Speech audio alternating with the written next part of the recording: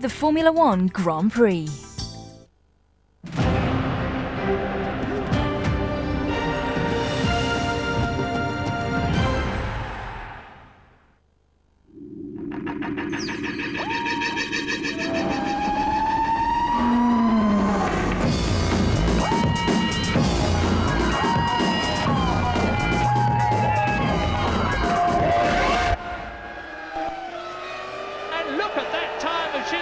Six-tenths of a second faster than Coulthard to the delight of the pro Ferrari crowd.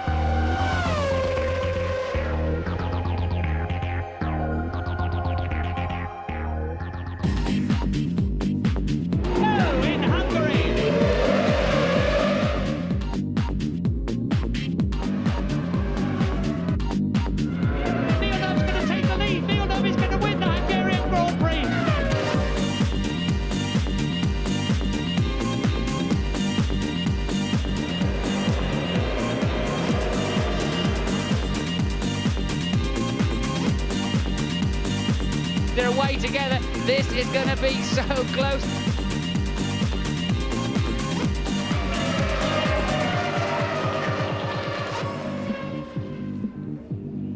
It's advantage Schumacher and Ferrari after qualifying. Now we wonder if the World Championship leader will come good again at the Hungarian Grand Prix. Hello there, welcome to the ITV studio. We have a fantastic view here overlooking the start and that charge to the first corner that is going to be absolutely crucial this afternoon. Roasting hot again here in this vast natural bowl, 15 miles or so from the Danube running through the centre of Budapest. Current temperature 30 degrees. Now then, Tony, Ferrari, they seem to sort of nicked a march a bit on McLaren in qualifying anyway. How have they managed to do that? Well, they've worked very hard, so have McLaren. What they had is a drivability problem with the engine, which they've worked on. Aerodynamics, they felt they were lagging behind, they've worked on that, and they seem to have made up that difference. What we have to find out is whether Ferrari is going to be able to use its tyres properly. Remember, it degraded its tyres very badly in France, and that's the big question mark today with the heat. You know, these high temperatures affecting the tyres. And when we're watching Schumacher relaxing around this place, especially in qualifying, saving tyres, he looks strong and he looks very, very confident. Behind the mask, who knows? Tyre degradation a big problem around here, though. Yeah, it is. I mean, Ron Dennis in particular has been talking about it. I spoke to the Jaguar team on the way over just before.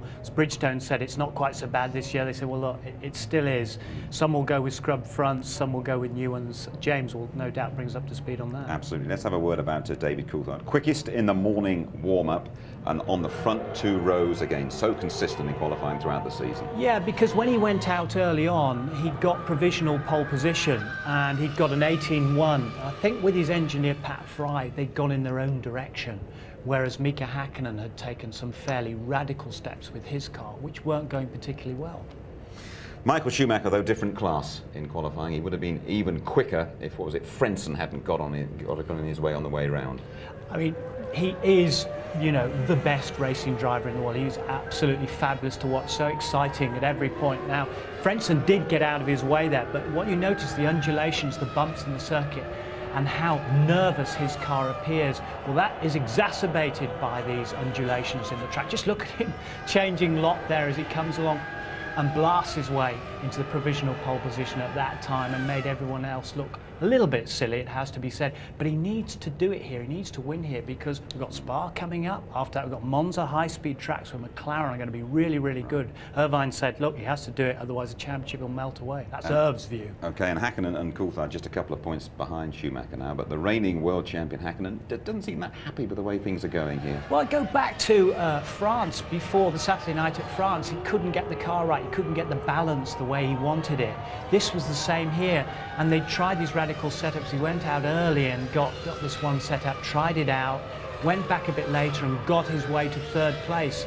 And considering last year, it was quite a contrast. Now, then David went back out, had another go, and he maintained then the second place, although he got slightly quicker. I think he got a tenth or so more, shaved off that particular time.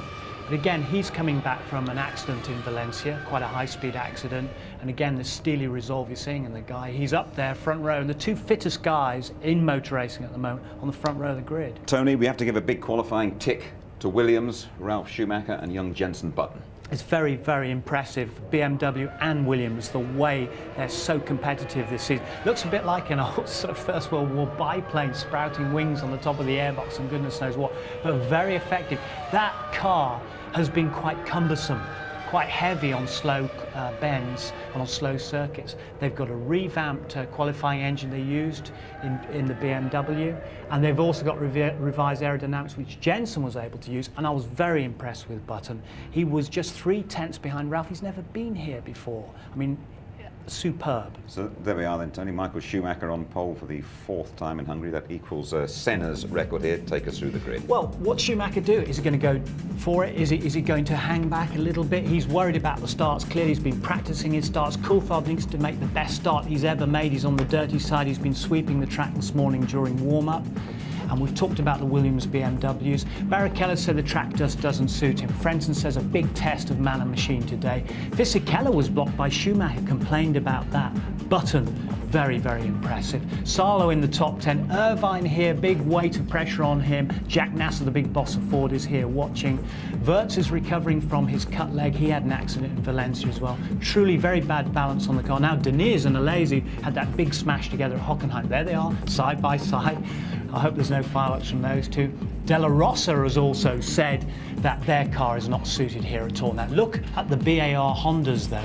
No grip, no traction. They've been simulating that back at Brackley last night. Have they got a solution? We'll find out. Verstappen says just very, very, very bad with the car. And then at the back, the two Minardis. 12th race of the season. We're almost starting again. It is that close. We have 4 championship contenders now. Michael Schumacher, an uneasy favourite, a couple of points ahead of the McLaren hunters, Coulthard and Hakkinen, supported here by around about 25,000 Finns. Then Barrichello, brilliant winner in Germany, and we'll hear from Rubinho shortly. Fisichella, he has signed for another year at Benetton. Ralf Schumacher putting the Williams on the 2nd row. In the constructors, Ferrari and McLaren are going at it toe-to-toe. 76 points behind come Williams, and they're followed by Benetton, British American Racing and Jordan. That is a massive and disconcerting gap between the big two and the rest. More on that topic now from James Allen. Ferrari and McLaren have 200 points between them this year, while the next place team Williams has just 22 points. All the races this year have been won by drivers from the top 2 teams. So why is the gap so big, and what chance have the others of closing it up? McLaren has been the benchmark team since 1998, when Adrian Newey arrived from Williams.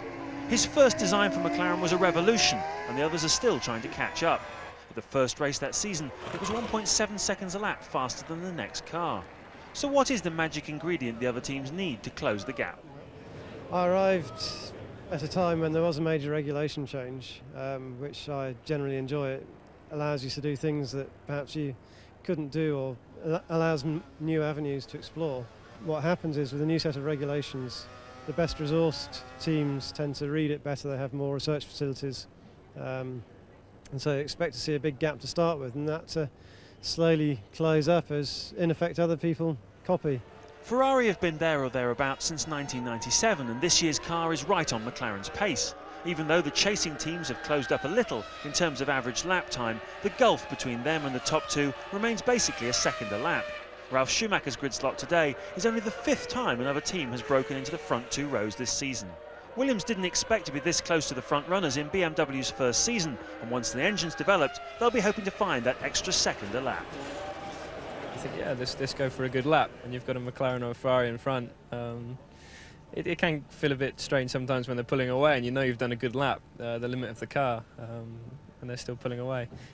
But again, I think with all the engine manufacturers coming back into Formula One, including BMW and also Toyota, and Renault coming back in, I think it's great for the sport, and I think it really is going to close the gap up next year. Last year Jordan were best of the rest, but they've not picked up where they left off. At this stage last season the team had 42 points, today they have just 11. I think the Jordan team has got the potential, especially from next season. We will get the new Honda official engine, so many things will change. And we are sure that we will do a step forward, and for sure we will close this gap. We don't know at the moment how much. Jaguar have fallen back from the benchmark pace of McLaren. Last year as Stewart, they regularly qualified in the top 6, but although Jaguar have one of the best engines in the field, the back end of the car is giving real handling problems. We will do it. You know, how long it's going to take us, I don't know, but we will do it. Over the long term, I think we have more chance than anyone. I think the Jaguar name is going to really help us attract the right people.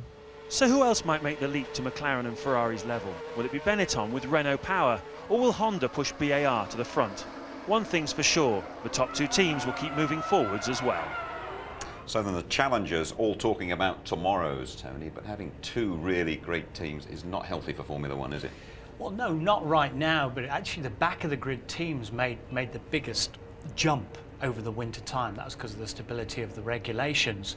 The thing is, it's not a case of the haves and the have-nots as it was before, because, you know, Honda, Jaguar, Renault coming, they've got it and they will close the gap. I think the people most likely to are BMW and Williams, and we'll have a top 3 next year and the others pushing to join in. So it's getting better all the time. Why do you feel Williams are going to be the ones to emerge again from the pack? Well, the strength and depth of their experience, because they're real racers, because BMW, I think, have been very impressive in their first year back. See here, they've got reliability in the engine now, and Dr. Mario Tyson, their engine boss, has now said we're going to concentrate on speed. So you watch them, they're going to be pretty impressive in these last 6 races. But the big 2, they're not going to sit back and do nothing, are they? No, of course, but the regulations aren't changing as such. There's only that window of the parameters, and once the others start closing up, they've got the budget. They should then close the gap. Okay, Tony, thank you very much. Well, Formula One can be a very hard-bitten, a very cynical sport as well, but even the toughest observers, well, they reached for their handkerchiefs when Rubens Barrichello won last time out in Germany, his first win in 123 starts. In a way, I have to enjoy this moment as much as I can, and I'm sure all the wins will come, but it won't be as nice as the first one. Probably up to now, I'm still walking on the clouds, because basically I've been waiting for this moment for such a long time that, you know, when I spoke to Ross a week after the race, he was actually asking me, can you stop talking about the race? And it was actually, you know, he brought me back to earth in a way. It's taken Barrichello 123 races to reach the top step of the podium. No man has waited longer, and few victories have been so universally popular. Ferrari weren't the only happy people in the pit lane. Even Rubens' rivals were pleased for him. To be carried by Mika and David on the podium was really, really a nice thing. It was a top thing. I mean, and especially from David, because we raced together. And I remember, like if it was today in '94, I said, hey, well, it was '93 maybe. What are you going to do next year? He said, oh, I have no money, so I'm just hoping that I can get a Formula 3000 seat. And all of a sudden, he had one of the best seats in Formula One, you know, and he developed from there on. So he saw that moment as a really, really emotional one for me, and just pay tribute, like saying, you know, I mean, he deserved it a lot earlier, because we raced together for such a long time. And in one moment my career was going like really fast and he was going down, and the other time he was going up and I was going down. So it was really nice to be there and spend some time with them, and just on the top there, he's saying, hey Rubens, you're heavy.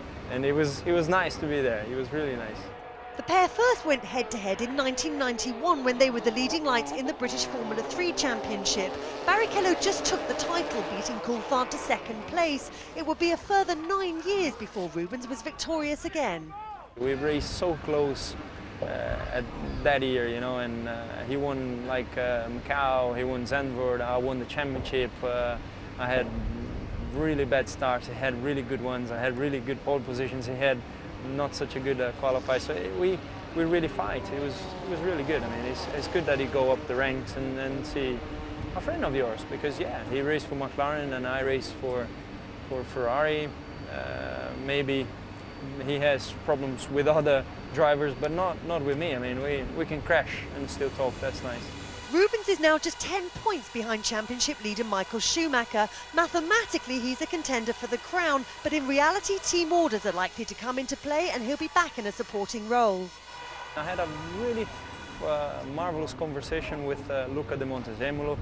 Jean Todt was really happy for me, Ross Brown was really happy for me, so they know I'm a title contender. But we have to work as things comes on board. I mean, I don't know if I'm leading the race and Michael is second. What's going to happen? I don't know. Pit lane is open right behind us, just under half an hour to go to the start of the Hungarian Grand Prix. Ruben saying at the end there he's not too sure what will happen if he is leading and Michael is second. I don't think there's any argument about that, is there? Not in my opinion, no, there isn't, but there's two views, because Luca de Montezemolo was on our programme yesterday, and there's Rubens in the Ferrari saying that no, it doesn't matter who wins, you know, so long as we're going to go for both titles for Ferrari. What the Italian press wrote was de Montezemolo actually saying, well, look, if you think that Michael Schumacher and Rubens Barrichello are going to be allowed to scrap for the championship, you're watching the wrong movie. They're both here to serve for Ferrari, and the messages underlying there was that, you know, there will be team orders, and traditionally they always have had, as opposed to McLaren, who let their drivers go for it. Just going back to Rubens Barrichello there, Tony, for my money, the happiest winner we've ever seen of a Grand Prix on ITV, and a very, very popular victory. Very popular. Everybody inside the paddock, outside the paddock, and around the world was almost crying with him when he was on the top step. Through so many hardships, you know, like a lot of these drivers, you don't know the backstreet stories that their parents worked really hard and overtime to get them there. And he had some terrible times going through all the times with Senna's death, the comebacks, and to finally crack it all after all that time when you don't think you're going to do it. It's joy. Absolutely. Well, the cars are emerging out onto the Hungaroring behind me. It's very tight and twisty. Only Monaco, by the way, has a slower average speed. We always, though, get more than our fair share of drama around this place. The Finns come here in their thousands. Last year, their man delivered. Nice one, Hakkinen. Eddie Irvine is up there. Fisichella is coming through. It's a bad start for David Coulthard and a good start for Mika Hakkinen. Pedro Diniz spinning out of the race. Here is Mika Hakkinen. Well, here we go. McLaren have really read Ferrari's strategy brilliantly here. They anticipated Irvine would go long to about lap 30. They did the same thing. If they get this right, he should come out on the track in front of Irvine. Fisichella out of the race. Oh, rotten luck. Irvine struggling, no traffic on that lap. He's got a miracle of McLaren. He lost 2 seconds to Mika Hakkinen. 11 starts, 11 retirements. Another unhappy day for Zachary Villeneuve. But Ferrari are playing the card first. They're going to bring Eddie Irvine in very shortly, and the DC's reacting. This is a complete turnaround from last year. David Coulthard and McLaren are going to try and pinch second place off Ferrari. It hasn't worked for McLaren. Irvine looks in his mirrors, says thank you. Now you've got to pass me, DC. Oh, Irvine's gone wide, running wide in turn 3. That's going to let Coulthard through without any question at all. And the winner of the Hungarian Grand Prix, to the delight of thousands and thousands of Finnish spectators, is Mika Hakkinen.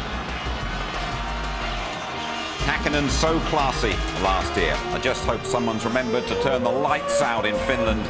For the world champion, Hungary feels just like home.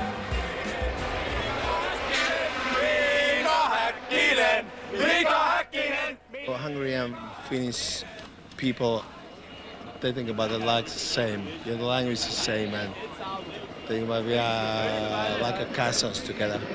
They say that we have the same language, but we don't understand what they are talking about. Understand each other. Mika Häkkinen! Mika Häkkinen! Mika Häkkinen! I think Finnish people are very proud of him, what he's doing and everything for our country. He's cool. He's Iceman. He don't lost his nerves. Here is white. I like this. He's always driving with his brains. Not like Michael Schumacher. I think that Mika is the typical Finnish man. He's a little bit shy and a little bit quiet and he's not so proud like Schumacher is. I have a message to say. First lap, Sumi out.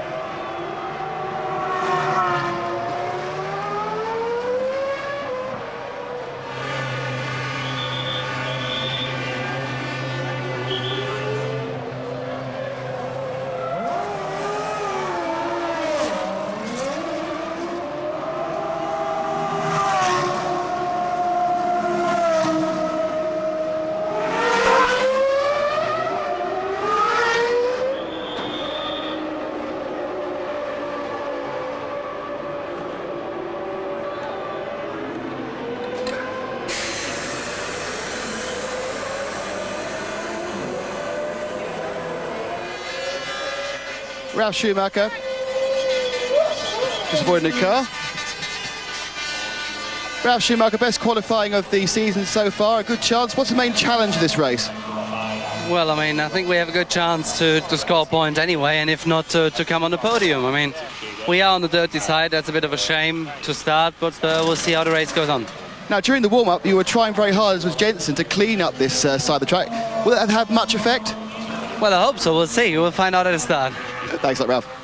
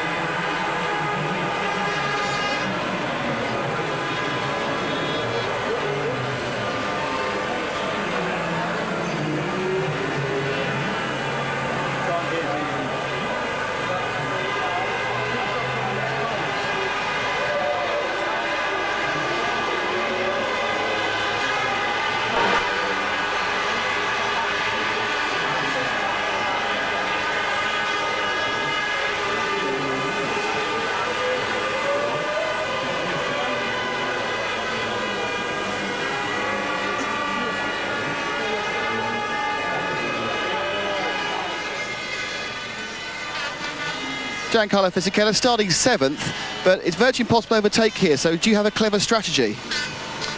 Well, there is no point to overtaking here, and it's very important, the strategy, the start. I think all other drivers are on two stops like us.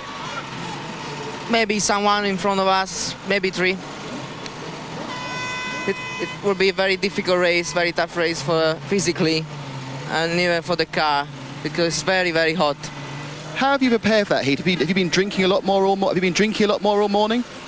Yeah, I drink quite a lot already this morning, and even now I try to keep fit. It's very important for the race. Wish you best of luck. Thanks, Giancarlo. Falls at turn 1 at the Hungaroring. So what are the problems facing Michael Schumacher this afternoon? Well, can he get through this, the first turn, for the first time in over 6 weeks of Grand Prix racing? His fellow front row sitter is David Coulthard, but neither of them have been making good starts recently. It's Mika Häkkinen in 3rd place, who's been having the demon getaways. But when you get down here as a pack, there really is only one line where you can find any kind of grip. You can try and sneak along the inside on this no man's land, as Barrichello did last year to make up a place. You can try around the outside, but it's uncharted territory and you're bound to lose places, as Coulthard did last year. Well, Schumacher cannot afford to run into either of the 2 McLarens. They're both too close to him in the World Championship. What he really needs is some help from his brother and his teammate to get amongst those 2 McLarens off the start line. We'll soon see. Indeed we will. The World Championship, the leader then, Looking for a bit of a brotherly assistance. We brace ourselves for another Ferrari-McLaren set to. Michael Schumacher, by the way, he's one round here, making 3 stops. The latest developments in the tactical battle now come from James. Today's race is going to be like a very intense game of chess. It's about moving the right piece at the right time, and the start is literally just the beginning of it. It's about strategy, it's about reliability, and as Ferrari learnt to their cost at the French Grand Prix, it's about protecting your tyres. Our mechanical problem, I call it, I think we covered basically, and I don't feel we have any particular issue why we should not be able to do a good race tomorrow. I have to have a really good start, because if I'm behind Ralph or something, I could lose, you know, just the momentum. So to be honest with you, straight to the point. I have to go forward and keep a really good pace. You have to look after the rear tires. That's something. It would have been better to be pole, of course, because it gives you a good clean run down the first corner. But as I didn't make use of that in Hockenheim, maybe I can do a better job here. Michael obviously has a difficulties now to do the start and the first corner, because what has happened in the last couple of Grand Prix. David always has been a very aggressive and fast driver, so I don't know. I'm probably best person to look at it. One of our guys should make a good start, and hopefully, whether it's David or Mika, the run up to the first corner will allow them to take the lead. Now, you know, Michael could choose to run light to eliminate that possibility and then dominate the pace of the race from the front. But we're pretty much prepared for any strategy. It certainly is a race of many stops. Quite how many, I'm not sure yet. But it's certainly not a normal one-stop race. And tyre degradation could be quite high tomorrow if the weather's hot. So probably some flexibility in the strategy as well will be necessary, because you know, whether you're leading or in third place, at the beginning of a race obviously changes the strategy quite a lot. You know, you clearly can't put the drivers in a position where they can just be selfish and do their own thing. So we will have a strategy, and it will require, according to the circumstances that prevail, it will require our drivers to work together. We're quite happy. Car's working well. Michael's on top form. So I'm looking forward to a race tomorrow. So what does all this mean in practical terms? Well, I expect most teams to stop twice today, with the first pit stop around lap 28 to 30. But it'll be that middle stint of the race that'll be the make or break. A couple of years ago, you might recall, Michael Schumacher switched onto a 3-stopper and won the race, but I expect McLaren will have that covered today. The weather's a little bit uncertain, so as Ross Brawn said, flexibility is going to be the key. Uncertain weather, a few showers predicted, but absolutely no sign of them whatsoever at the moment. Tony Jardine, how do you best guess the start of the Hungarian Grand Prix? Well, obviously it's very difficult to say, but going with Ron there, it may well be that Ferrari did decide to go for a 3-stopper so they could get Michael off the line, and they also might do that because they're a little bit worried about the tyre wear. McLaren are not, potentially. So we've got this fascinating contest between the two top runners. And David Coulthard we're looking at now with his fiancée, Heidi Wichlinski there.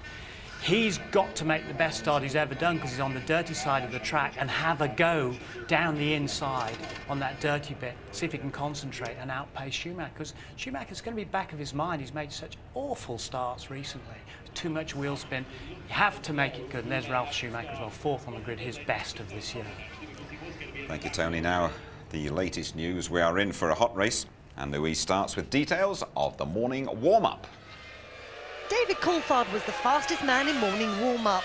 Pole sitter Michael Schumacher finished 2nd ahead of Rubens Barrichello, Ralf Schumacher and Häkkinen in 5th. Coulthard starts from 2nd off the racing line, so he spent time this morning cleaning the dust from the track to aid his getaway. It was the same story in the pits. All the drivers were laying down rubber onto the concrete apron to give extra traction out of the pit stops. The concrete is very slippery. Very dusty, and braking at the pit stop and accelerating is very slippery. With ambient temperatures soaring into the high 30s, the heat could be a major factor for the drivers, leading to excessive fluid loss and affecting concentration. Today they could lose probably anything up to about 2 litres. Therefore it's quite important in the morning to get on board anything up to 4 litres so they can tolerate more hydration issues throughout the race. Some drivers have electronically operated drinks bottles activated by a cockpit button, but fluid loss is still an issue. The drivers can expect to be around 4 kilos lighter by the end of today. And finally, F1 Supremo Bernie Ecclestone has been granted the freedom of the city of Budapest, an honour normally reserved for kings, queens and presidents. Queens, presidents and kings. I think Bernie qualified on at least 2 counts as far as Formula One is concerned. Heinz-Harald Frentzen talking to the German public there. He's gone pretty well here in recent years. 1 or 2 factual goodies to enhance your enjoyment of ITV's coverage of the Hungarian Grand Prix. Have a look at that top one. All 14 races won by cars starting from pole, second or third, so you have to start from the first a couple of rows here. Mansell, the only exception to that rule in '89. Brilliant record for Williams. They won 7 last year, the only year not in the points. Coulthard finished 3 times in second place here. Number 2 car has never won, and neither has Coulthard. Alesi and Verstappen, the big retirers in 2000. Deniz on the back of Barrichello's victory, now the most experienced current driver without a win. Let's go down to the grid and have a word with Martin. Hey Martin, I was in the lift last night and a bloke says to me, he said, I know you, I'll get it in a minute. You're that Martin Brundle, aren't you? So you can forget Grand Prix racing, you're one of us now, big time. If only I had your smooth good looks, Jim, I'd be away. But welcome to the grid. So 6 races to go, 4 drivers in with a chance of the championship. And any of my old driving mates I've run across today have talked about it's going to be such a hard race. It's so hot. And look, on Michael Schumacher's helmet here, he's got a drink straw there that's plugged into a bottle inside, a sort of a bladder inside the car. I've never seen Michael Schumacher having to have a drink in a race, so that is highly unusual. You heard Louise talking about it earlier on, just how much fluid they're going to use. Let's see if we can trip over a couple of these drivers that have got a chance of the championship. I don't know if any of them are on the grid at the moment. They've been drinking so heavily today to preload the fluid, as Louise was telling you, in the hope that they can keep some kind of fluid. You can't take it in during the race. It all gets mixed up with air in your stomach and it's so difficult to absorb it. There's no time, especially on this circuit of all places, to get that in as you're going around the track with all the G-forces that are going on. Mika is not on the grid. In fact, there's none of the top 3 drivers on the grid. Mika starts 8 metres behind Michael Schumacher here in 3rd place. I think the 8 metres is the average length of a Grand Prix ego, so I can only assume that's how they managed to come up with that magical dimension. Let's see if we can find Rubens Barrichello. I'd like to have a word with at least one of these 4 drivers, and he's already talking to can we talk to Rubens next? Yeah, good stuff. After him, well, I don't think we got, see, because we're live, so we haven't got that much time, so can we sort of outbreak him into the first interview? He's live as well. He doesn't look very live, honestly. Is he from Brazil? Oh, that's okay then. So if I go in here, do you think he'll get upset? Are you live? Are you sure? Oh, okay, well look, we're not going to get to talk to him, but it was an interesting conversation anyway, wasn't it? Let's head over to, there's a couple of guys I saw wandering onto the grid, and we might get back to Rubens in a short moment. Chris Evans here. Chris, we're looking for somebody to talk to. I know you're shy and retiring and don't like normally giving an opinion. What's your view of all this sort of Schumacher driving tactics and that sort of thing, and Coulthard's move at Hockenheim? What's your take on that? Well, the story in the pit lane is that Coulthard's going to try and take Michael out so Hakkinen can go past, and then Hakkinen's going to give the lead back to Coulthard. This is the story in the pit lane, but that's been going on for 24 hours now. What do you think of Schumi's driving? You think it's okay? You think it's acceptable? Yeah, absolutely. Fantastic, yeah. I mean, I watched him in qualifying yesterday and he was fighting with the car. I thought he found it easy, but he finds it just as hard as everybody else, but he throws it around. I think it's fine. Yeah, so you're here with Jordan, but you drive a Ferrari on the road like I do. I mean, surely you want Ferrari to win today? No, I do not want Ferrari to win. I want Benson Hedges' Eddie Jordan team to win. I want Heinz-Harald to come in, get past the traffic jam and just sort it all out. Because Eddie needs a bit of luck. You know, he's got an angel now that he talks to. Yeah, I know. He told me all about the angel and why, but I think I know who paid your ear ticket out here at least today now. And who paid yours, sir? ITV paid mine, but I'm sure they'll get it back somehow. But is Stephen Hendry around? I wanted to have a quick word. Yeah, he's at the back of the queue. Is he? Because we're having a job sort of... Yeah, he's at the back of the queue. That's a good pun. Good stuff. See you later on. Any idea where he is? No, we can't. Right, let's try for another driver then. Now we're going to get Barrichello. We're not going to have to queue up this time around. We're going straight in, okay? If I go down in flames on this one, we're all in it together, okay? Oh, no, there's somebody else there too.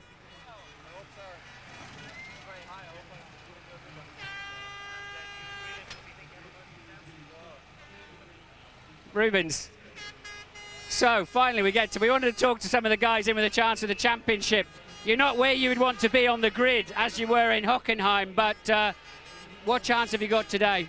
Well, if you think that maybe I only had a chance to be 4th yesterday, because this side of the track is so much nicer, I might as well be 5th and have a good start. So the chances are, you know, I have to get on the train and off you go. Strategy. Have you got the car underneath you today to be attacking like you did in Hockenheim? Well, I tried to make it because yesterday it was very difficult, but this morning I was much happier, and I'm okay. Right now I just made more changes. Good luck. Thank you. Back to the studio. Well done, Martin. You got your man in the end. Michael Schumacher on pole in the Ferrari. He's been paying special attention to his starts. David Coulthard right alongside. Never won in Hungary. Mika Häkkinen, the Iceman, carrying massive Finnish support. History tells us don't look beyond the first 2 rows for the winner unless your name is Nigel Mansell. The Hungarian Grand Prix is next.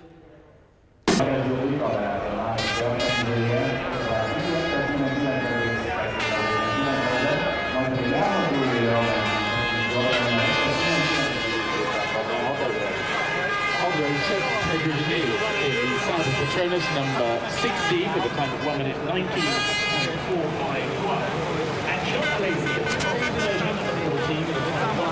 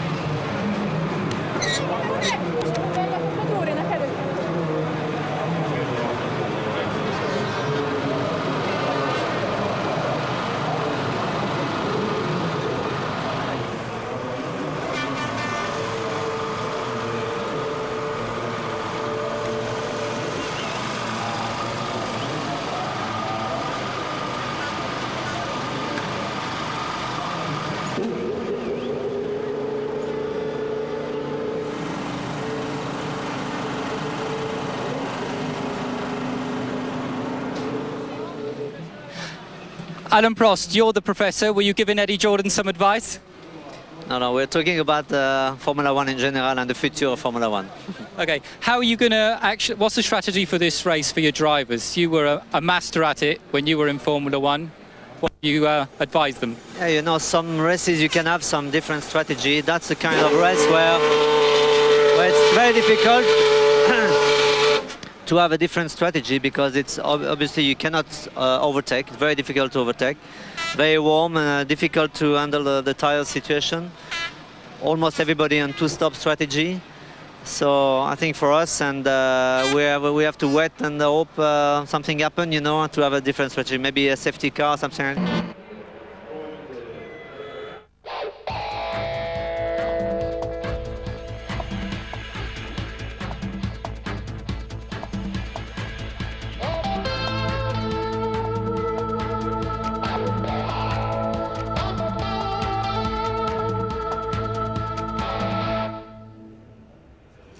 It is 32 degrees, 44 and rising on the track. ITV Sport welcomes you back to Budapest for the Hungarian Grand Prix. Will Michael Schumacher lose his championship lead for the first time all season?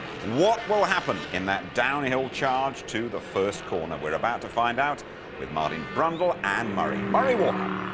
Well, who knows, Jim, but Freedom of Budapest for Bernie Ecclestone. There's a laugh. I should think he could buy the place and still have enough left over for Berlin.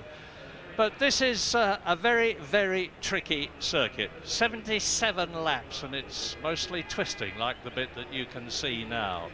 77 laps is going to take at least an hour and 3/4. You've heard what the temperature is. The air temperature, as I talk to you, is 32 degrees. The track temperature has gone up to 44 degrees. Now remember that the drivers are wearing Nomex underwear, long johns, long sleeve vests, 3-layer protective overalls on top, balaclava helmets, a helmet, the racing boots, the gloves. They're sitting in a very constricted cockpit. The cockpit temperatures are probably going to be about 50 degrees for an hour and 3/4 while you're trying to get in front of the man ahead of you. Stop the man behind you from getting past you. Stop somebody from sidling through on the inside. It is an enormously physical circuit. It is terribly difficult to pass on, but there is a man who's got the drop on all of the rest of them. Michael Schumacher starting in pole position for the 5th time this year. But remember what happened to him in Germany 2 weeks ago. He got punted off by Fisichella. Remember what happened to him in Austria 4 weeks ago. He got punted off by Ricardo Zonta. Remember what happened to him in France. His engine blew up. Remember what happened to him at Monaco. His rear suspension got cooked by a cracked exhaust pipe. Totally unpredictable what is going to happen in this race. All that you can say at the present moment is that the 2 fastest men this year in Hungary are up at the front on the grid. Michael Schumacher in that pole position, 0.6 of a second faster than the pole position time last year, which was that of Mika Häkkinen. You can say too that David Coulthard has out-qualified again Mika Häkkinen, who was so much the top man of 1999 in terms of being up at the front of the grid. And what a sensational, and I use the word advisedly, performance from Ralf Schumacher, 4th on the grid in the Williams BMW, admittedly with the advantage of a special qualifying engine, which his teammate Jenson Button did not have, by the way, and he's 8th on the grid. So it is a totally unpredictable event. You've heard a lot from James, Alan and others about strategies. Remember that although they can go through on 1 stop and are more likely to have 2, Michael Schumacher had that sensational victory in 1998 in the Ferrari when he had 3 stops and put on an absolutely fantastic centre stint. What's going to happen, Maestro? Well, 3 stops is the fastest way to go. But of course that then leaves you overtaking at some point in the race, a fast 2-stopper. Last year they stopped between 28 and 30, the main runners, laps 28 and 30. And again then around lap 55, 56, something like that. I'd be surprised if it's any different today. I don't really see that the teams have to change their strategy to fight each other too much today. I think it's a pretty straightforward race. The start is critical, as we've already covered.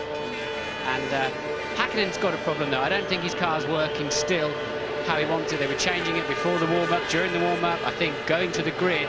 But knowing Mika, he'll have it together somehow when it matters. So Coulthard's on the dirty side of the track. He's got to get away well. I think Michael Schumacher shouldn't have a problem being into the first corner first, but he needs to watch out for Mika Häkkinen coming between the pair of them. He seems to have the start hooked up, his clutch action and the way he applies the power seems to be more consistent than his main championship rivals. So the start is critical, as we've covered, and then it'll just be settling in for what looks like a long and very, very hot afternoon. And so say all of us. 800 horsepower and a clutch about the size of your clenched fist. Bit of a new fashion here at the Hungaro ring. Look for the chimneys on the side pods of the McLarens. Well, Ferrari have got them for the first race, and so have the 2 Williams cars. And we're riding now with Ralf Schumacher, or we were, as into turn 1. It's 180 degrees, a very long falling right-hander. By the way, Johnny Herbert had to come in and change cars. You can see him in the Jaguar with the red helmet in the background. Now you've got the start of the climb up to turn 5. They do about 175 miles an hour on the way up, and you've seen it all from the cockpit. Yes, it's a great track. I hear a lot about this being Mickey Mouse, but most of the drivers really enjoy this racetrack. It's quite a challenge. It's never ceasing in terms of work rate behind the wheel. And I think we've always had some exciting times around it. So easy to fall off the road with a silly mistake. We're on board with Eddie Irvine on that very corner last year. He ran wide, allowing Coulthard to go through and take that second place. So it's so easy later on in the race to make a simple mistake. And it's like Monaco here. I was talking to Lacey about this yesterday. You've been going for what seems an eternity, and they hang you a board out that says 50 laps to go, and you think you must be getting near the end, and it just takes the wind out of your sails a little bit. Well, Herbert is still in the race car, incidentally. They fixed it. Incidentally, you coined the phrase for the Hungaroring, did you not, Martin? Just like Monaco without the houses? I think I probably did, and it's certainly how it feels as you go uphill and down dale and always seem to be trying to get the nose of the car into a slow corner, and really no straight worth its name where you can get a run on anybody. Well, Rubens Barrichello followed by Heinz-Harald Frentzen in respectively the Scarlet Ferrari and the Yellow Jordan. Go round the last 180-degree right-hander. They take that at an apex speed of about 80 miles an hour before accelerating up to 180 miles an hour. We're back again with Ralf Schumacher, who will peel off to the right in a minute. He's starting on the dirty side of the track. There goes Mika Häkkinen ahead of him, so we've got Michael Schumacher up front, David Coulthard next to him. Watch Mika Häkkinen. Remember how he sprinted between Schumacher and Coulthard at the beginning of the German Grand Prix. And all the drivers, well, most of them had any brains anyway, on the right-hand side of the grid were coming out of that last corner and sweeping right in front and around their particular grid slot to try to hoover up that side of the track in the morning warm-up. So 77 very, very tiring laps. 2 lights on, 3 lights on, 4 lights on, 5 laps on. Out and go, out and go. Schumacher gets away well. Häkkinen is ahead of Coulthard, and Coulthard is being passed by Ralf Schumacher as well. Down into the first right-hander, and through the McLaren goes into the lead. That is an incredible start by Mika Häkkinen. He did it in Germany, he's done it again. He's passed Schumacher. David Coulthard is in 3rd position, and Ralf Schumacher is still in 4th place, followed by Rubens Barrichello in the Ferrari and Heinz-Harald Frentzen in the Jordan. So another sensational start for Mika Häkkinen.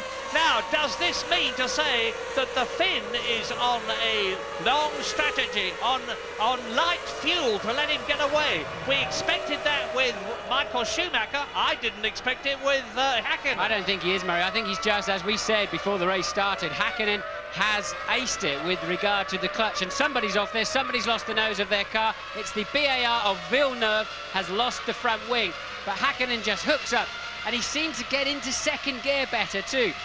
Schumacher away reasonably well, Coulthard an appalling start, but Häkkinen seems to be able to build momentum and keep it going more quickly and more strongly than the other 2 competitors. Well, the first 7 cars are the 7 that were on the grid up front, but there's a change right at the front because Mika Häkkinen leads Michael Schumacher.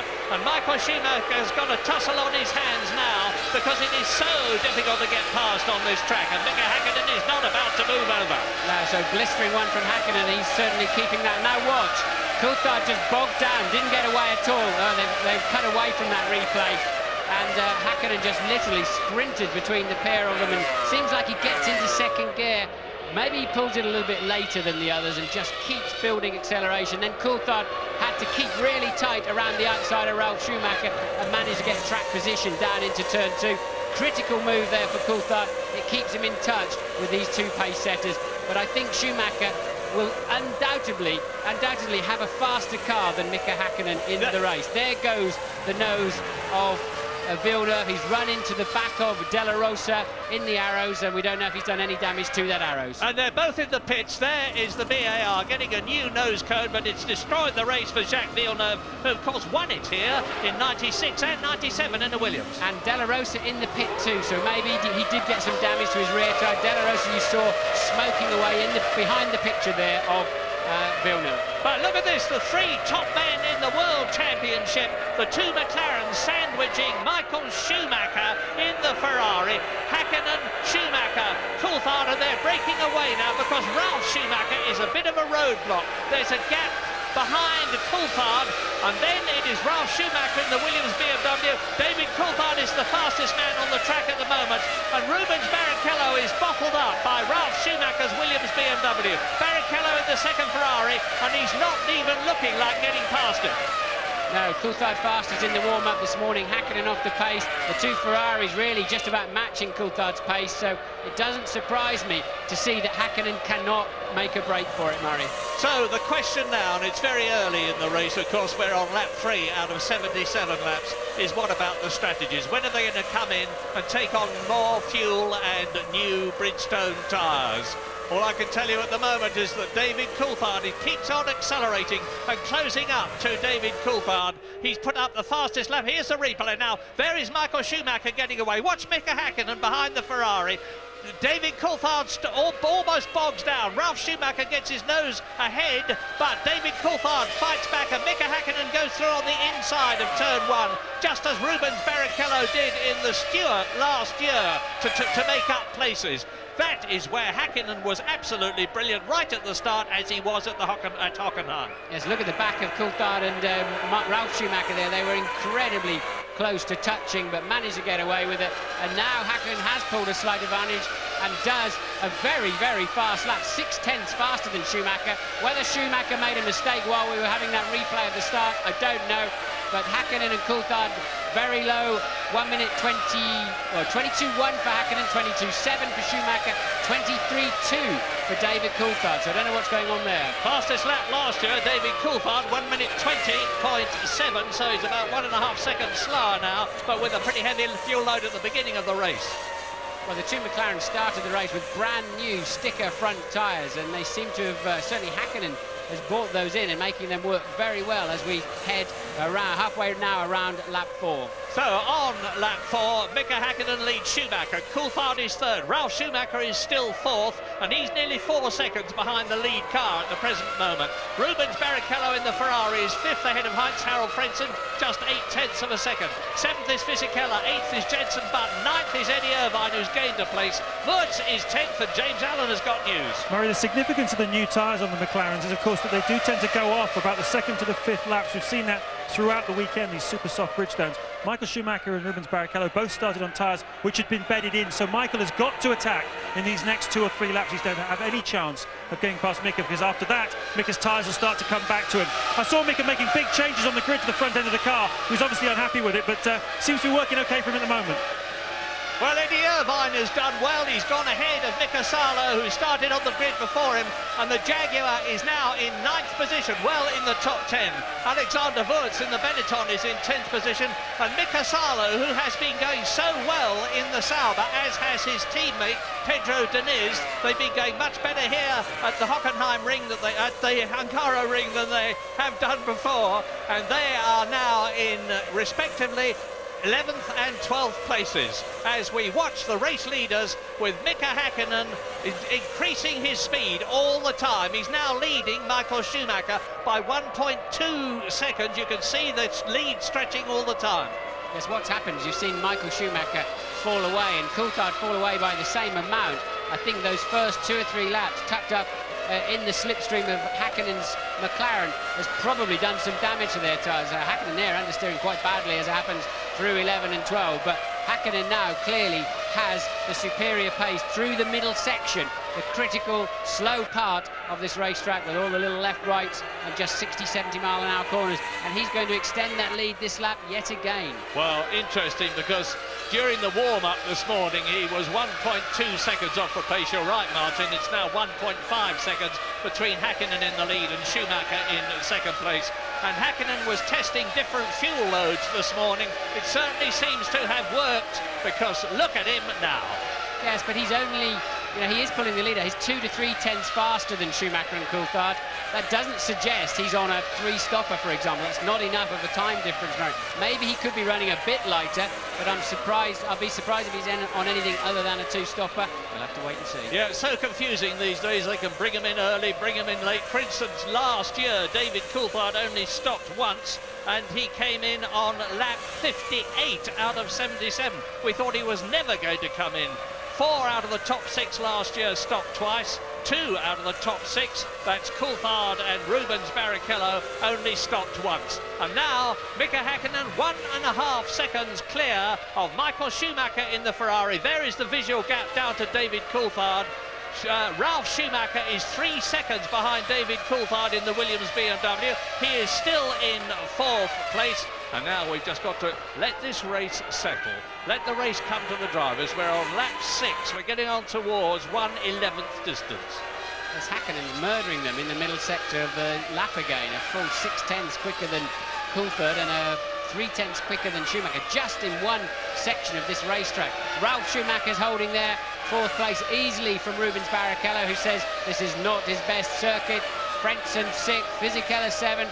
Button there, running well in 8th, Eddie Irvine 9th, and Alexander Wirtz rounding out the top 10 just in front of the 2 Saubers of Salo and Dinitz. Now you're looking at Eddie Irvine's Jaguar, and the good news is that it is slowly getting better. They've had and are going to continue to have a very rough time. We're riding with Irvine now, but Neil Ressler, the new top man at Jaguar, is not too unhappy with the way things are going. They know they've got an enormous amount of work to do. The Cosworth engine is very good, but it's the back end of the car, in particular the handling of the car, that needs to be improved, and there's a lot of work to do on the infrastructure of the team. But Jaguar has put everything into Formula One, and they will get their reward eventually. Yes, they could do with the result today though, Murray. There's every boss of for example, Nasser of Ford, Rietzler of Jaguar, and all of their sponsors, just about every Supremo that's involved with that car you're looking at is here today, and they certainly could do with putting on a show in front of that collection. Look at Jenson Button behind Fisichella. Fisichella, there's the bit there, and there's Jenson Button, and there is Eddie Irvine. Häkkinen 1:20.895. Now he's on some kind of spectacular pace. That's absolutely amazing. Yeah. That's more or less what he did in the warm-up this morning on his best effort. So Häkkinen has either got less fuel, or those changes they've been making all weekend to that car just suddenly hit the sweet spot. Well, if he's got less fuel, and that means to say he's going to have to come in early, he needs to get a...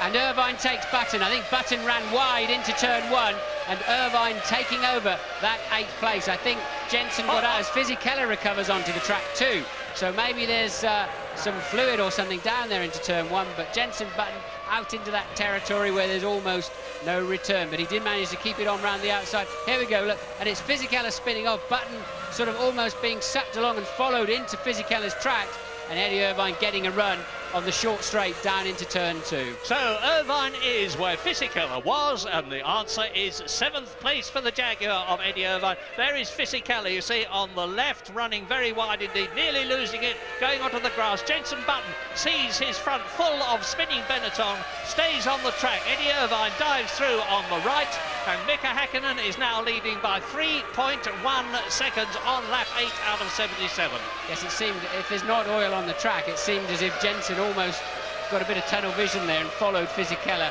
onto the wide line, but managed to keep it together. So Irvine jumping 2 places then, as you say, up into 7th place.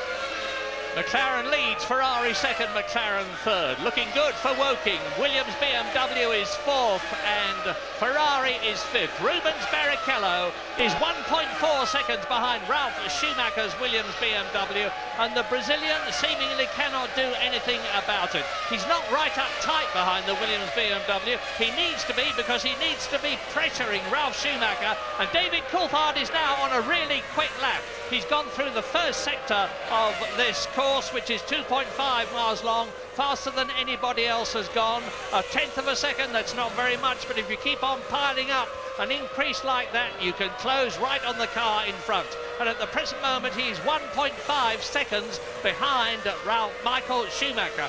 And just look at the way that Mika Häkkinen is forcing that car. Like Imola, you have to really use the curbs here at the Hungaroring, and that may have phased Jenson Button a bit when he first came in, but he's really attacked now. Yes, Häkkinen attacking so much there, he really had to fight the car to get it into the last corner, and that's a very easy corner to spin on. So Mika sensationally attacking the racetrack, trying to build himself an advantage, but struggling there in that last corner. The car generally looks very, very good. Occasionally you see it pick up an awful lot of understeer, which will wear his front tyres more than necessary. And it just shows in Formula One you can never, ever give up. Michael Schumacher had an enormous lead in the championship earlier on, so much so that people were saying it was all over, but it's never over until it's over. And Mika Häkkinen, who has won 2 races this year, Spain and Austria, to Michael Schumacher's 5, and here is Jacques Villeneuve in the BAR, diving through and passing the arrows of Pedro de la Rosa and going through. Remember, he came in together. Yes, they're fighting for last place effectively. They tripped over each other on the first lap, so Villeneuve takes 21st from De La Rosa, but now a brake pedal problem apparently, so spongy brakes in the Prost. And, Poor John Lacey, that's Lacey's car, so now at least Villeneuve's up to 20th place. And look, Häkkinen now catching De La Rosa already to lap him. Of course, they both had to stop at the end of the first lap, De La Rosa and Villeneuve, that is. Well, now De La Rosa should see the silver and black McLaren coming up in his mirrors and move over. If he doesn't, if he delays Mika Häkkinen, obviously it's going to give Michael Schumacher the opportunity to close up, and he needs to be doing so because it's now 4.3 seconds and De La Rosa lets Mika Häkkinen dive through on the inside of turn 1, drop down into turn 2, right-handed turn 3, start to climb up 175 miles an hour on the approach to the kink at turn 4, and then brake hard down to about 85 miles an hour for the 3rd gear right-hand turn 5 that they're coming to now. And it looks as though Jean Alesi's, I was going to say his race is run, but they've got the wheel on. And Alesi was in doubt about starting this race after that tremendous shunt that he had at Hockenheim with Pedro Deniz's Sauber. It affected the Frenchman for quite a long time. He couldn't sleep for 3 nights, but he's got himself together again now, and he's fighting as he always does, and as Mika Häkkinen does. And so now, lap 11, 66 laps to go. We're going, but we'll be back.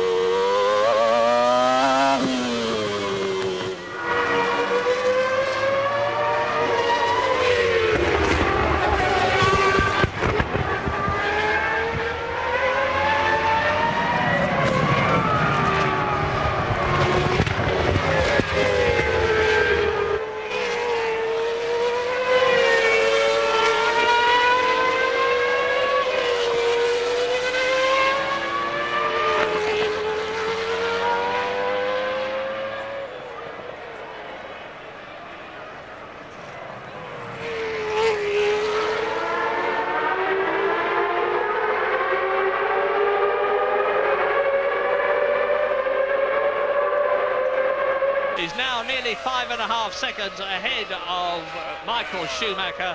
Jean Alesi, the Frenchman in the Prost car, is out of the race, the only retirement we have had so far. And David Coulthard is again forcing and closing on Michael Schumacher. Well, Coulthard's got to pick up the pace. While you're away, he had a bad run through the traffic. He caught De La Rosa in the fast part of the lap and lost well over a second on that lap. So the gap back to from Schumacher to Coulthard, second and third, is now 2.3 seconds. So David's got to get back on and try and close that gap down. So apparently Lacey, the early reports were he had brake problems. Apparently it was actually a steering problem, maybe in the hydraulic system. All of these cars run power steering now. Some of them electronic power steering, others hydraulic. But whatever, Lacey, as you say, Murray, is out of the race. And now, for the first time, both Schumacher and Coulthard are faster than Mika Häkkinen for the first time in this race. And Mika Häkkinen is closing up on Jacques Villeneuve, who's 20th. And last but one, having been in the previous 2 times winner, Jacques Villeneuve from Canada, driving the BAR Honda, which just does not seem to suit this circuit. He didn't qualify well, he went better in the warm-up period this morning, but he started down in 16th position on the grid. And that was in the car where he has been doing so much better this year. He's had 2 fourth places. There is Villeneuve, there is Mika Häkkinen. There's virtually a full lap between them. And Jacques Villeneuve will move over and let Mika Häkkinen through. He'll know perfectly well that there's no point in trying to stop him getting past, because Mika Häkkinen is nearly a full lap ahead of him and over 5 seconds ahead of Michael Schumacher, who is 2.5 seconds ahead of David Coulthard. Over the line goes Häkkinen. He is now on his 15th lap. Yes, a lot of understeer in that McLaren still. It's building slowly, so depends. We're going to have to wait until very early 2021 to see if Häkkinen comes in, see if he is running a lower fuel load, but meanwhile he's picking up some understeer, and now Schumacher and Coulthard are pegging him and slightly reducing his advantage. Now 4.9 seconds, but Schumacher is behind Häkkinen. And Lacey, as I talk to you, is rejoining the Hungarian Grand Prix. They fixed whatever the problem was. We now have no retirements, I'm glad to say, and you can see that Mika Häkkinen is carving his way through the field. He's losing time, but of course Michael Schumacher, who is catching him at the present moment very slowly as a result of Mika Häkkinen losing time in traffic, is going to then have to pass those cars himself. He's going to have to pass Jacques Villeneuve. He's going to have to pass Marc Genet, who is the next target for Mika Häkkinen as he comes down to the bottom chicane. Turns into the second gear, 55 mile an hour, turn 13, up to the double right-hander, turn 14, 15, which completes the lap. He's going to go through into his 16th lap. Michael Schumacher had got the gap down to 4.9 seconds on the previous lap. Mika Häkkinen has had that little bit of slowing because of traffic. How far is Michael Schumacher behind him now? And the answer is 0.2 of a second more behind him, 5.1 seconds. There is the German. Well, I am at a loss for this, to be quite honest with you. I'm expecting, therefore, Mika Häkkinen to come in earlier. Michael Schumacher also running very wide now in turn 2. A bit too late on the brakes, and Michael just clinging on, tiptoeing around the outside of where there's any grip in turn 2. Just managed to stay out of the grey on the outside, which would have meant a little trip across the grass. So Michael also struggling for grip now, and Mika has just done a stunning first section time, 25.5. Now remember from yesterday, Murray, that was the hot ticket for pole position for Michael Schumacher, the section time that Häkkinen's just done on the first part of the lap you're now watching. Absolutely. Well, Michael Schumacher there as Fisichella comes into the pits in the Benetton, and he's down in 16th position. Michael Schumacher must, from his point of view, get points in this race. He's still leading the World Championship, amazingly, by 2 points from Coulthard and Häkkinen, who are both tying on the same number of points, 54 of them. But Schumacher's got to get points in this race if he's to keep his World Championship hopes alive. Fisichella, who's spun twice already in this race, complaining of lack of rear grip, and he's stopped just to have some new tyres to try to fix the problem, and he's about to have the silver McLaren bearing down on him to lap him. Just 17 laps into this race, and a new fastest lap for Häkkinen, a 1:20.6. Amazing where Häkkinen has found this speed. He looked totally lost in the warm-up this morning. Yes, it is quite incredible. He's like Senna. You can never ignore the flying Finn, as he signs himself. And he's very much on a charge at the present moment. 16 Grand Prix World Championship wins behind him already. 2 World Championships. There were people who thought earlier this year that Mika Häkkinen, having won the World Championship not once but twice, had lost his motivation. he's certainly giving the lie to that belief now as he laps Fisichella and goes through. More news from James Allen. Well, a sense of calm prevailing down at Ferrari, surprisingly enough. I can understand you're surprised at the pace of Häkkinen, but I was just looking back to a conversation I had yesterday with Ron Dennis of McLaren, and he said, you know, tomorrow, James, we're going to cover whatever Schumacher can do. We're comfortable, but we're not going to send those drivers out to be selfish. We're going to send them out to do a team job for us, and that means they're going to be doing different things to cover whatever Michael may do. And that's what I think is going on here. I don't think there's a lot less fuel in Häkkinen's car. I just think he's driving the wheels off that car at the moment, but for sure there's a slight variation in what he's doing, what Schumacher's doing, and what Coulthard is doing, and that variation could well lead to the result of the race at the end. Things very static at the front, to be quite honest with you. Michael Schumacher is still just over 6.3, 6.4 seconds behind the leader, but he's staying ahead of David Coulthard. And now Ralf Schumacher, as Coulthard starts to go through the traffic, is closing marginally from 4th position in the Williams BMW on the McLaren in front of him and easing away from Barrichello. Ralf Schumacher is actually lapping about 0.4 of a second faster than Barrichello in the Ferrari in 5th place. Frentzen is still holding 6th position. Eddie Irvine is still 7th.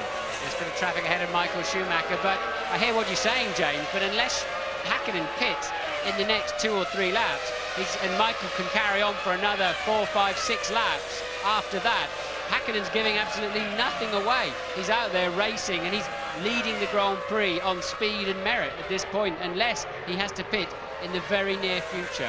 Now we should see something, because remember, Häkkinen has passed Villeneuve, and Schumacher there is catching the Canadian in 20th position in the BAR and gets the advantage of the straight. Jacques Villeneuve moves over. Schumacher loses no time at all there, so that will have helped him. Now ahead of him there's Fisichella in the Benetton, who has just rejoined the race. I would expect the Italian to move over and let Michael Schumacher through similarly. But meantime, the gap is 6.5 seconds. Mika Häkkinen leading by 6.5 seconds. Very reliable, this race. No retirements. Alesi's been in, but now he has, as I talk to you, he has retired from the Hungarian Grand Prix. 21 still running. Bit of chat in the press, in the Italian press. Fisichella moving easily out of the way. Remember, those two tangled at the start of the German Grand Prix in Hockenheim. But Fisichella being lapped in this instance, giving no problems whatsoever. And now it's down to Coulthard to clear those 2 cars. So Häkkinen leads by 6.5 seconds now over Schumacher, who's 3.3 ahead of David Coulthard. Ralf Schumacher further 7 seconds down the road. Barrichello 1.6 behind Ralf Schumacher, and Frentzen another 7.3 seconds behind Barrichello. So the top 6 fairly well strung out. And here's a bit of background news for you as things are at the front. You've just heard from Martin. I have every reason to believe that Jenson Button has now officially signed to drive for Benetton next year. In the same way, Olivier Panis will be with the BAR team in place of Ricardo Zonta. Mika Salo will be leaving Sauber and being the test driver for Toyota, who joined Formula One in the year 2002. And Mark Webber, the Australian. Here is great news for the many of you I know view in Australia. Mark Webber has now been signed as the official tester for the Arrows team and is going to have a big session at Imola in the near future. Good luck to him. So Mika Häkkinen is still leading. Jacques Villeneuve has now got David Coulthard bearing down on him to lap him. Villeneuve moves the white BAR with the Honda engine over, and David Coulthard laps him, and David Coulthard is now 3.7 seconds behind Michael Schumacher. The leader, Häkkinen, is 11 seconds ahead of his teammate David Coulthard that you're looking at now. And Coulthard has again been caught marginally by Ralf Schumacher in the Williams BMW as a result of the traffic. We're on lap 20 out of 77, just about 25%, 1/4 distance completed for the Hungarian Grand Prix. And at the present moment, if they stay where they are now, Mika Häkkinen will move into the lead of the World Championship for the first time this year, but there's still 3/4 of the race to run. And of course, McLaren similarly are in a very strong position in the Constructors' Championship at the present moment. They're only 4 points behind Ferrari when this race began, and at the present moment they're on 14 World Championship points in comparison with 6 for Ferrari with Schumacher and 2 for Barrichello, so that's 8 points, 6 points gained by McLaren. They would similarly take the lead in the Constructors' Championship if the positions are held to the end of the race. But do I expect them to be? No, I do not. So things could be very different. Lap 21 then, and look at Mika Häkkinen looking as though his car is tethered to the apex of the bend by a piece of very stout chain as he hurtles round the bends. The G-forces are absolutely terrific. There are those chimneys on the side pods that I was talking about. Now we're into your window, Martin. We're on lap 21. Is Häkkinen going to come in? Is he on a light fuel load? Well, no sign of activity. We're looking from our commentary box straight into the McLaren garage, and no sign of activity whatsoever in there at the moment. So Häkkinen carries on, and still he pulls another 3/10 of a second out of Michael Schumacher. The lead now up to 7.9, and Coulthard is the one struggling on pace. We know he's just had to clear that traffic, but Coulthard may be running long on fuel, but for whatever reason not showing. He's been fastest in every session with the exception of qualifying, hasn't he, where Häkkinen, Schumacher pipped him to pole, of course, but Coulthard, not showing the kind of pace we expected after the warm-up. Well, so what is Michael Schumacher going to be saying if they stay where they are now at the end, when they're in the interviews? I had a problem with the car, my tyres went off, I lost the gear, the engine wasn't pulling power. There's 56 laps to go yet, Murray. I think it's going to unfold, and we'll have the answers nearer the end of the race. But Häkkinen's car looks good, and he's certainly got an astonishing pace, lapping regularly in the 1:20s, the only driver who can get anywhere near that.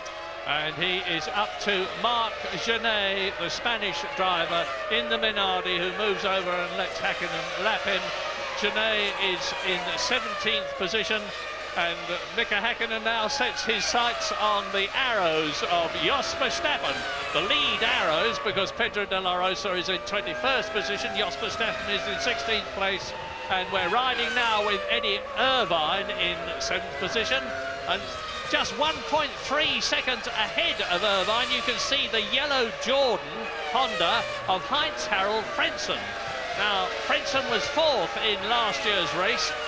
Jordans have not shown the promise, frankly, in the year 2000 that we expected them to do. They were 3rd in the Constructors' Championship last year. They're only 6th in the Constructors' Championship this year. They've only scored 11 World Championship points, and Eddie Irvine is more than holding Frentzen. This is a good effort here from Eddie Irvine, no doubt about it, to be pacing along there behind Frentzen. Let's take a quick break. We'll be back for the pit stops.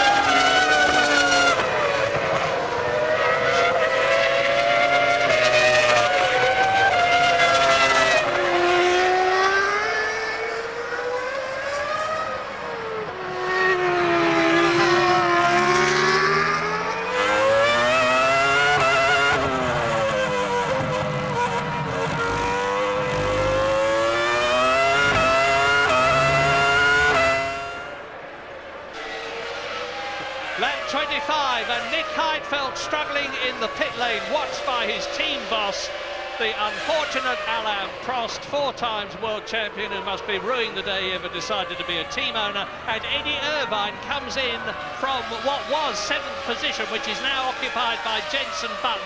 Irvine in the Jaguar, but there are no wheels being, and out he goes.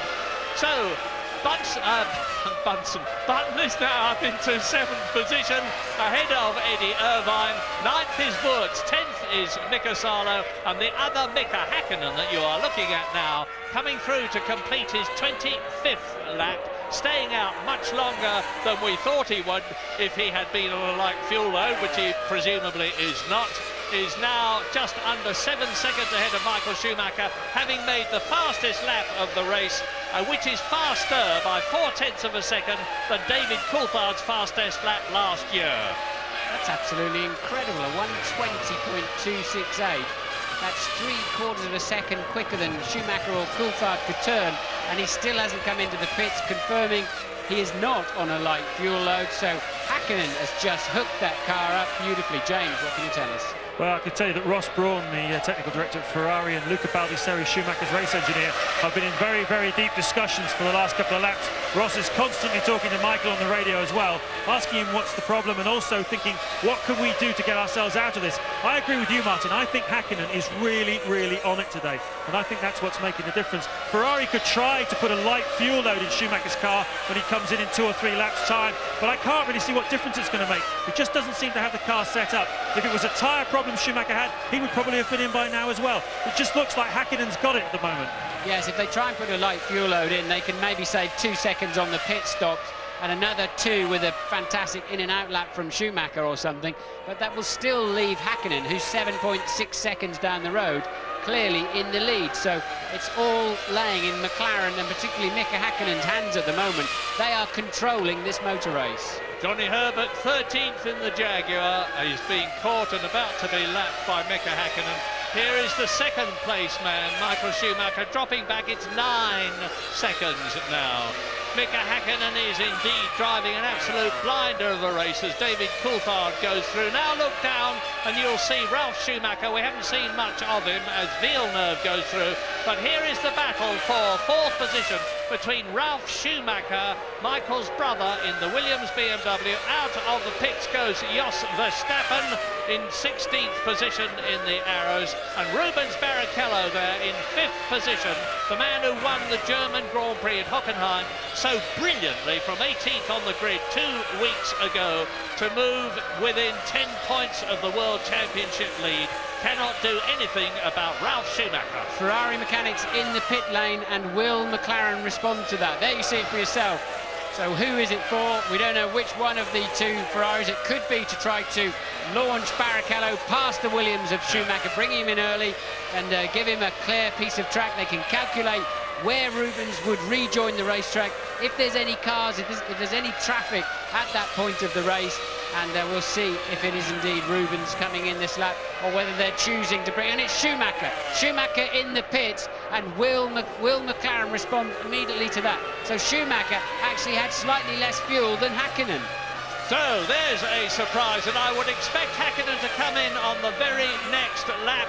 It's a good stop, is it? Yes, it is. 7.3 seconds for Michael Schumacher, and that means to say that David Coulthard will be up into 2nd position, and indeed Ralf Schumacher and Barrichello go through before Michael Schumacher rejoins the race. So now Mika Häkkinen, who has not stopped, is leading. David Coulthard is up into 2nd place, and he has not stopped, of course. David Coulthard is 2nd, Ralf Schumacher is 3rd, Barrichello is 4th, and down to 5th position as a result of his stop goes Michael Schumacher.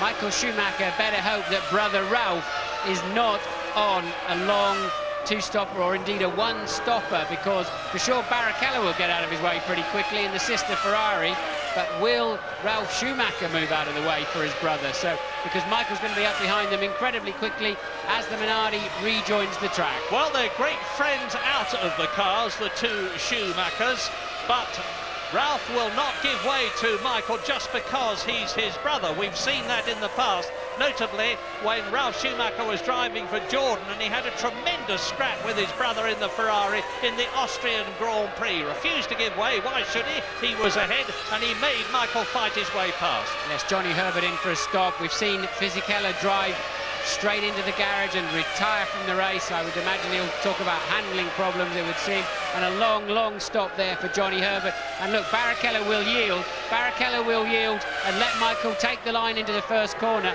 And where is Ralf Schumacher? He's in the pit. That's good news for Michael. Ralph is on a two-stopper, so now Michael's got some clear track to make the most of those new tyres. So now, when is Mika Häkkinen coming in? He is 18.18 seconds ahead of David Coulthard, and he was 32 seconds ahead of Michael Schumacher. That should allow him plenty of time to come in, stop, take on more fuel, take on 4 new wheels and tyres and still get back out in the lead. It should do, but will it?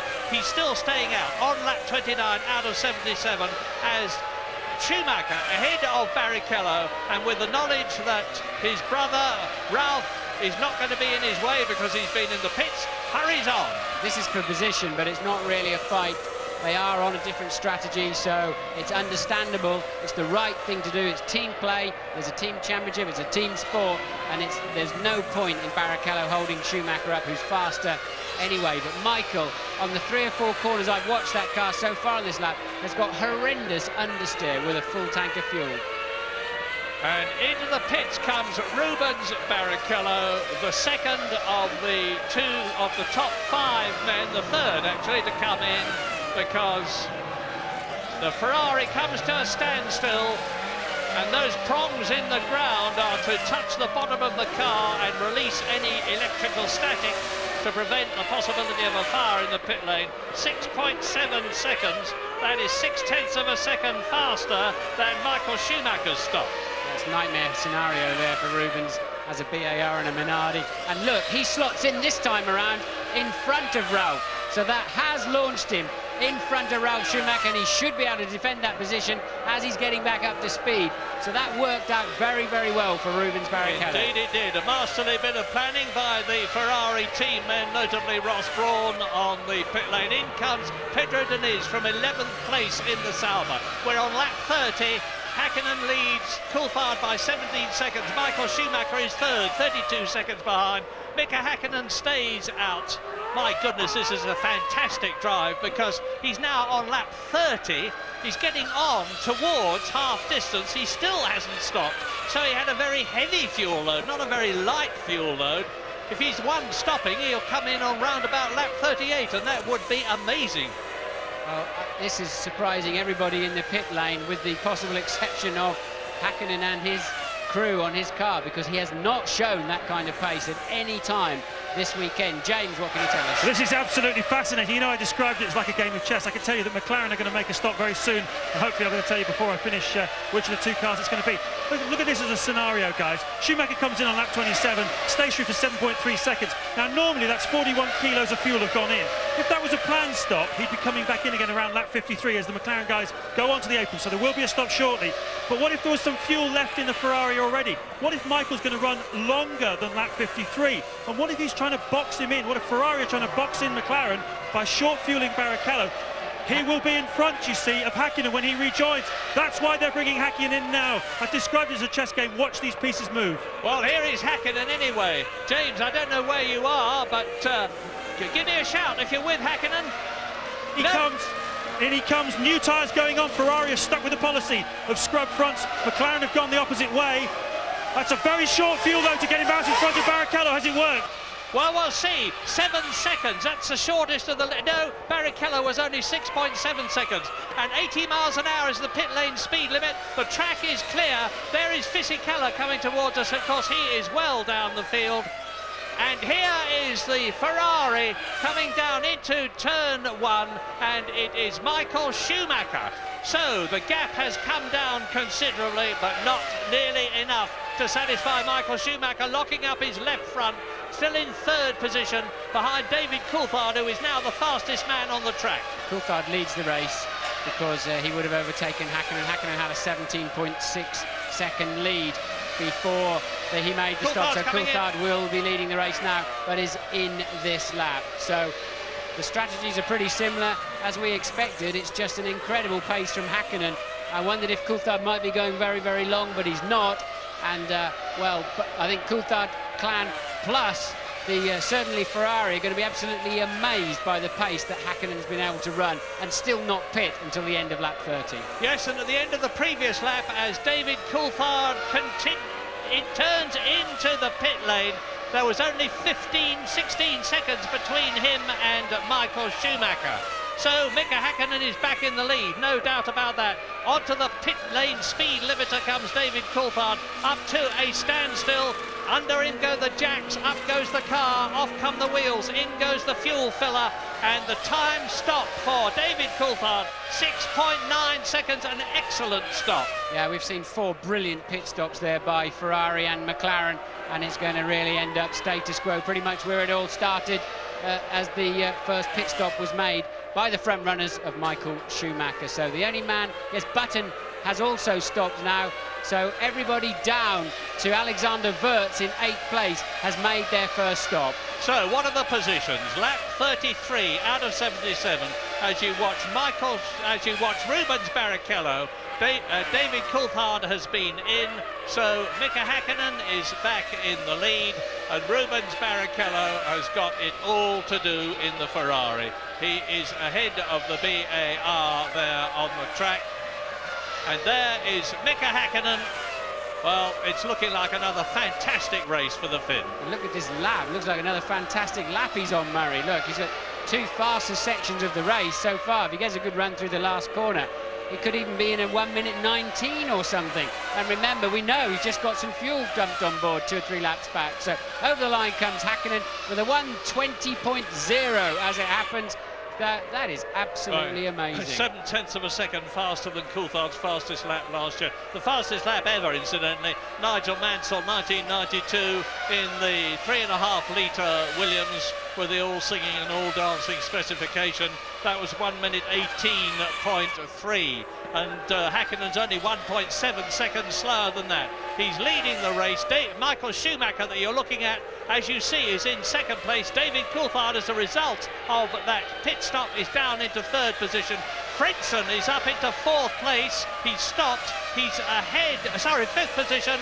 Rubens Barrichello is in 4th position. And now Ralf Schumacher is in 5th place. Frentzen 6th. Jenson Button, only 1 place off the World Championship points, is in 7th place ahead of Wurz. Irvine is still 9th in the Jaguar, and Jarno Trulli is 10th. Yes, the loser in the pit stops was Eddie Irvine. He is in 8th now. Wurz has finally had to make that first stop, so Irvine now slipping back behind Jenson Button after the pit stops. Button just 2.7 seconds behind Frentzen in 6th place. Yeah, another terrific race by Jenson Button.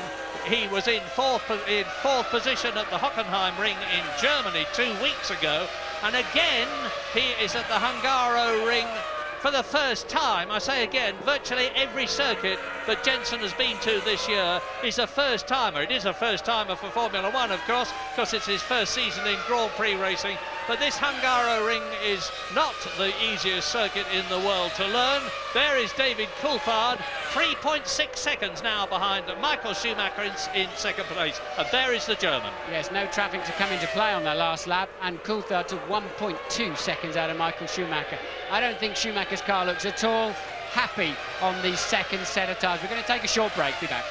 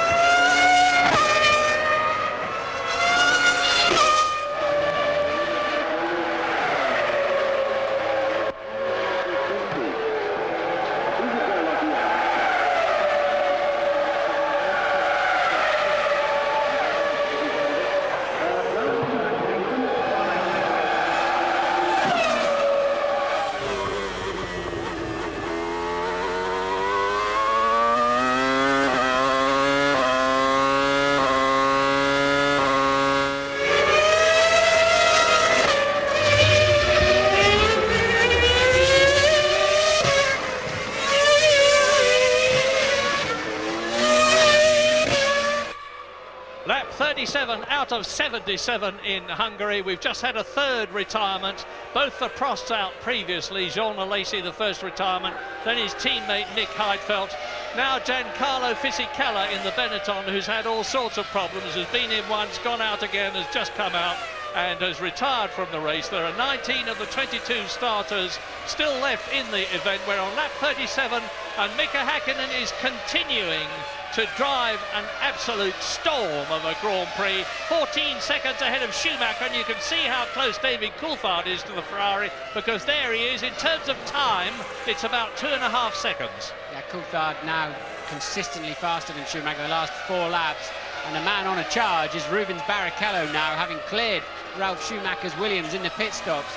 He's 18.9 seconds down the road from Coulthard, but the fastest man on the track, quite comfortably, last time around was Rubens Barrichello, 4th place man. But Schumacher, I believe, is definitely struggling on this set of tyres. Now, Barrichello is up to 4th as a result of a superb stop by the Ferrari team, and he rejoined the track just ahead of Ralf Schumacher's Williams BMW, which had been in front of him up to then.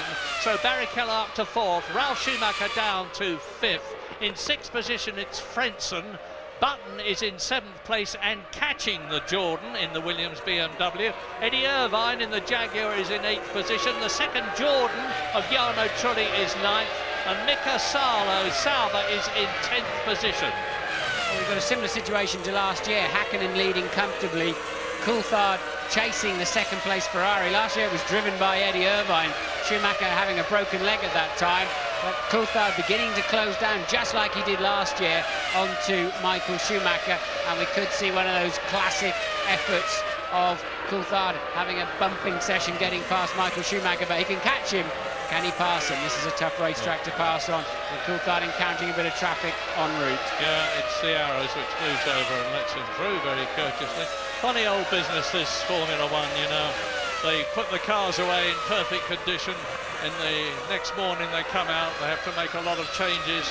Michael Schumacher went well enough in the warm-up this morning, and look at him now. He is 15 seconds behind the race leader, and this morning he was just 1/10 of a second slower than David Coulthard, who was fastest in the warm-up. Yes, and Häkkinen was 1.2 seconds slower than the lot of them. And look, whilst he did have a lot of traffic in the warm-up, so maybe we didn't get a fully clear picture, but it was clear. And do you remember the face Häkkinen had on in the early stages of qualifying yesterday, when he just couldn't, he was about 9th or 10th on the grid, couldn't find a time out of the car, and again pulled it out of the bag then, as he is indeed doing today. So past the Minardi goes Michael Schumacher. There is Pedro de la Rosa exiting the pits in, for my money, the most effectively liveried car in the race, the Orange Arrows with its Supertech engine. And Pedro de la Rosa is way at the back of the field, of course, after he had that collision with Jacques Villeneuve at the beginning of the race. De la Rosa is 9th, he's been lapped twice, he's in 19th position. His teammate, Jos Verstappen, is 14th, 1 lap down, and we're on lap 39. So now we are into the second half of the Hungarian Grand Prix, and we've been running for over an hour now. So it's going to be, no, I'm sorry, we've been running 56 minutes to be exact, and I'm expecting this race to take about an hour and 3/4 to run its distance, as it did last year. The average speed is not going to be all that different, as David Coulthard looks to close, and then he's got to try and get past Michael Schumacher, and that is going to be mighty difficult. Yes, Coulthard catching Mazzacani, and who wasn't particularly helpful earlier on the lap before, so slipping back 4/10 on that. Yo-yoing around then Schumacher and Coulthard. Meanwhile, Mika Häkkinen serenely up front, now 17.2 seconds clear. Now you're right, Martin, because Barrichello is edging up on David Coulthard, who is in 3rd place, and he's towing along Ralf Schumacher as well. Indeed, of the 3, Schumacher, Ralf in the Williams BMW is in 5th place, is the fastest. And he's quite considerably faster than Rubens Barrichello. So we're going to have a big fight for 3rd, 4th, 5th positions before very much longer in this race. Yes, you have to be careful how you read into those times each lap, because they're all encountering traffic now. We've still got 19 cars running in this race, at the end of lap 40, so plenty of traffic for them all to encounter on a relatively short track. Now, just imagine the mental stresses. They've been driving like this for 57 minutes, 800 horsepower behind them, on the edge of adhesion all the time on their 4-groove tyres, which have deliberately got those grooves to reduce the amount of rubber contact on the ground to lighten up the grip and prevent them going around corners too fast for safety reasons. And the heat in the cockpits will be enormous. They're fighting G-forces all the time, and they've still got another 45 minutes of it to go. Lap 41.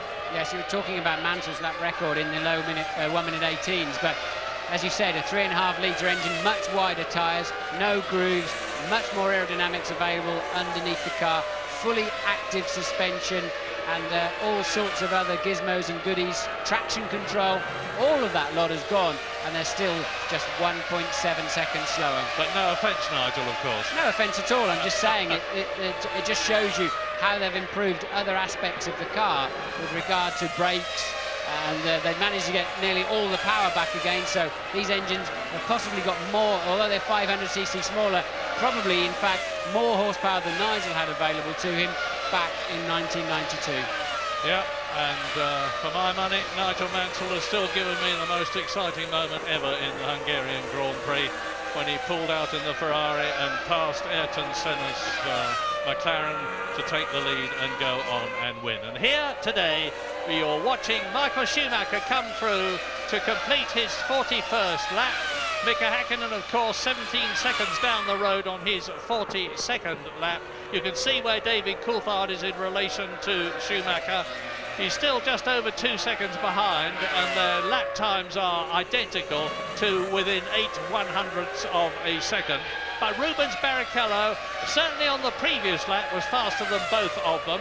Now I'm going to tell you what the gap is when Barrichello comes. Well, he's done so, and he's reduced it to under 20 seconds now, because he's lapping half a second faster than David Coulthard, and he's now lapping considerably quicker than Ralf Schumacher. So Barrichello is the man to watch. He's really flying. It would be nice to have a look at him, and look at Michael Schumacher there. Yeah, well out of shape. Michael on the ragged edge, kept it all together. Probably cost him a little more than a tenth or two, but it's significant nonetheless. Michael on the limit, and still the car won't quite stay underneath him as he's trying to pull the gap on Coulthard. He doesn't want Coulthard anywhere near him at the next pit stop, which will be, I guess, around lap 58. And somehow he's got to stop Häkkinen wandering off into the distance. The gap still around 17.3 seconds. As Mika Häkkinen there closes on the blue Benetton of Austrian Alexander Wurz, who's in 11th to lap him, and Louise is with Fisichella. Giancarlo, you've been off the track, back on the track, in and out of the pits. What's been going on?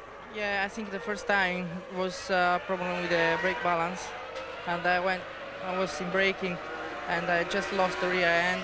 Or I think in braking, just the rear braking worked, and I lost the rear end and spun off. And then after that, I damaged quite a lot of the car, and there was no possibility. Even after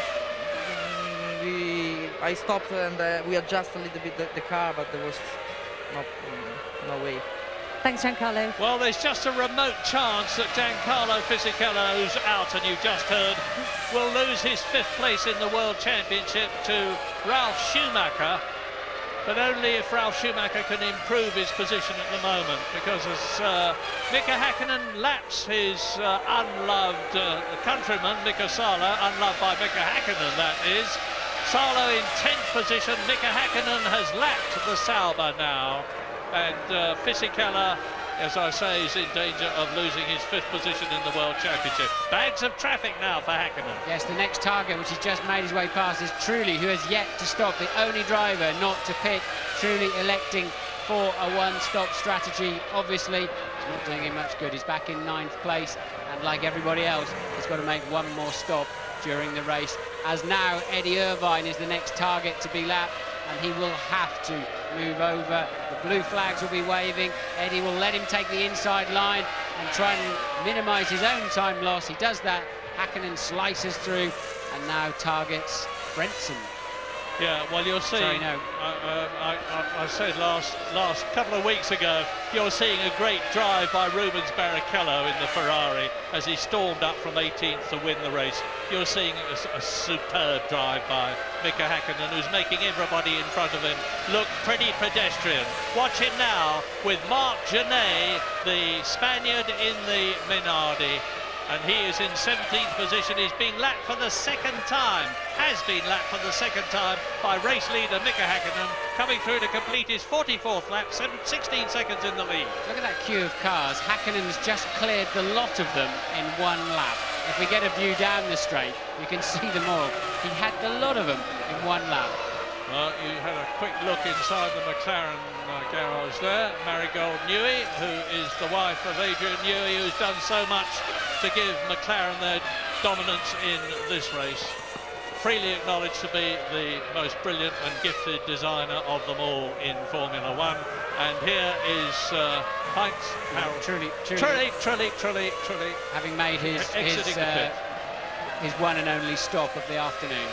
And he came in 11th position. He will be down to 13th place, maybe, yes, 13th place, maybe 12th. But anyway, Häkkinen continuing remorselessly now with a clear track in front of him to carve on. He'd lost about 1.5 seconds because of the traffic in the previous lap.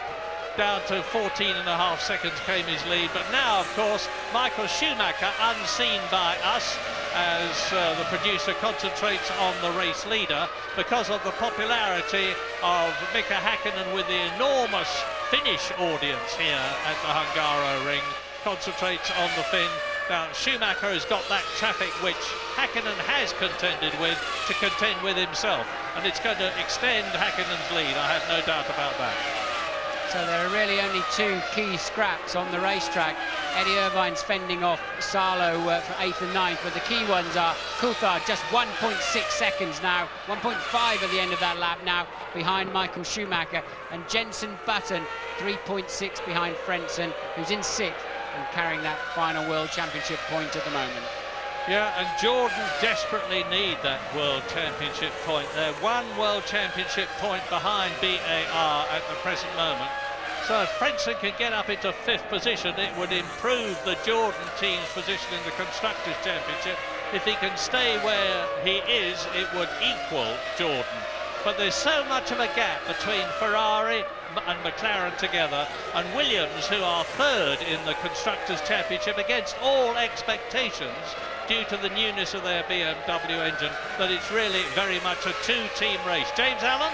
Murray, there's no question David Coulthard is lining up here to pass Michael Schumacher in the second round of pit stops. I can tell you for the first race, in my living memory anyway, Adrian Newey has joined David Coulthard's race effort. So it's a straight split on both sides. Ron Dennis is working for Mika Häkkinen and Adrian Newey is working for Coulthard. They're going to try and get him past Schumacher. Now, in my calculations, Shuey's going to stop around lap 53, Häkkinen around lap 55 and Coulthard around lap 56. And I've been through all the possible conspiracy theories and clever twists. It seems to me that McLaren have them all covered. This is purely a damage limitation exercise for Ferrari now. Yeah, and Michael Schumacher looks to me to be in real handling trouble with the Ferrari, in dramatic contrast to David Coulthard, whose McLaren looks as though it is on rails around most of the corners. And Coulthard has closed right up.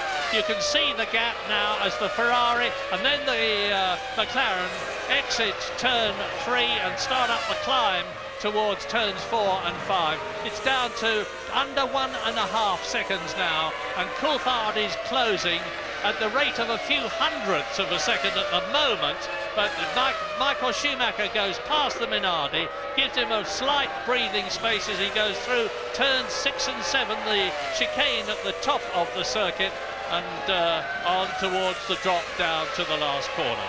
Yes, once again, struggling, Coulthard having a major problem to get past the Minardi, making life absolutely as difficult as he can there. Ridiculous, that's twice that's happened to Coulthard with the same car. Yes, Marc Genet, the Spaniard, is normally pretty considerate and well-mannered on the circuit. I don't know if he didn't see Coulthard, he certainly should have done. and they're on lap 48 now. Janaev is on a stop-go penalty, so maybe his mind was into why have I got to come in again, what does my stop go for, and was not paying attention, but certainly cost Coulthard an awful lot of time in his attempts to get somewhere near Schumacher to be ready for this next round of pit stops or punish any mistakes or any trip-ups. And the Ferrari mechanics are in the pit lane, so one of the Ferraris is due in anytime soon. It cost Coulthard over a full second. Barrichello, sorry Murray, Barrichello's in the pits. They short-fueled him to get him ahead of Ralf Schumacher. It worked, of course, didn't it? And now Rubens has had to stop extra early to be able to get in enough fuel to finish the race and try and keep himself ahead of Ralf when it all shakes out at the end of the second lots of pit stops. Shouldn't be a problem. He was over 11 seconds ahead of the Williams previously.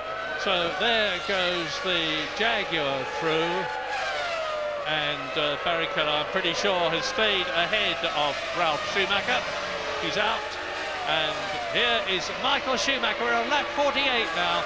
David Coulthard is on a terrifically quick lap, fastest of all in the first sector, faster than he has been in the second sector. When I talk about sectors, I mean that this track, like all of them, is split up into 3 sectors for timing purposes.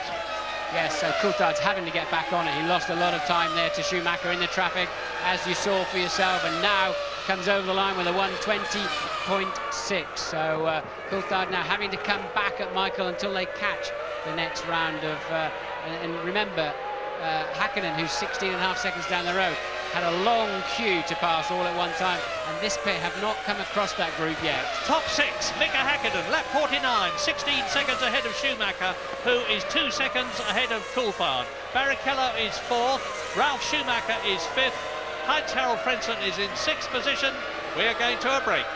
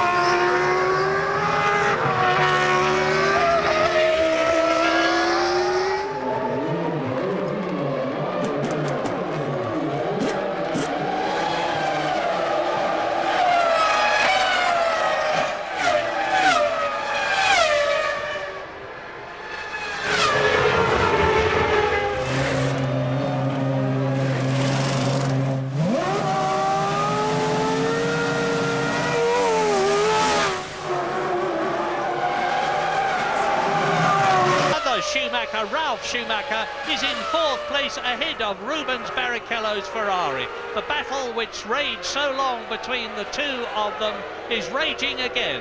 Yes, and Ralf Schumacher in the pits as we speak, so we'll have to see. Here he is now coming in. Will he be able to get back on the track before Rubens Barrichello comes around? A close fight between Barrichello and Schumacher. Ferrari so desperately need... No, Barrichello just gone past our window. He will take the 4th position easily. So Barrichello will be in 4th. Hakkinen leads by 20.5 seconds. Coulthard is now 2nd. And Michael Schumacher, having made his second stop, of course, is away down the road. Well, there is Mika Häkkinen coming round to complete the lap just after Ralf Schumacher in the Williams BMW had rejoined the track ahead of Heinz-Harald Frentzen, who's in 6th position. So the Williams BMW is continuing its absolutely incredible first season in Formula One racing. Coulthard in the pit this time, so Coulthard in for his second stop, and really he's not under pressure. I think Michael Schumacher had a good enough stop to make sure he stays ahead. 6.6. I don't think it'll be enough to get him ahead of Michael Schumacher. Watching out of the window, it's going to be close. There's Schumacher coming down the straight now. Can Coulthard get past the speed line? No, he cannot. He's going to slot in just behind. It didn't quite pay off for the McLaren team. And that's how close it was. So Michael Schumacher in 2nd position, David Coulthard in 3rd position, as they were before. But the McLaren, of course, is closer to the Ferrari than it was. It was about 2 seconds behind. You can see why these drivers get angry if they get held up. Genet, who ironically was on an in-lap for a stop-and-go penalty for ignoring the blue flags. You saw him hold Schumacher up, David Coulthard up very, very badly.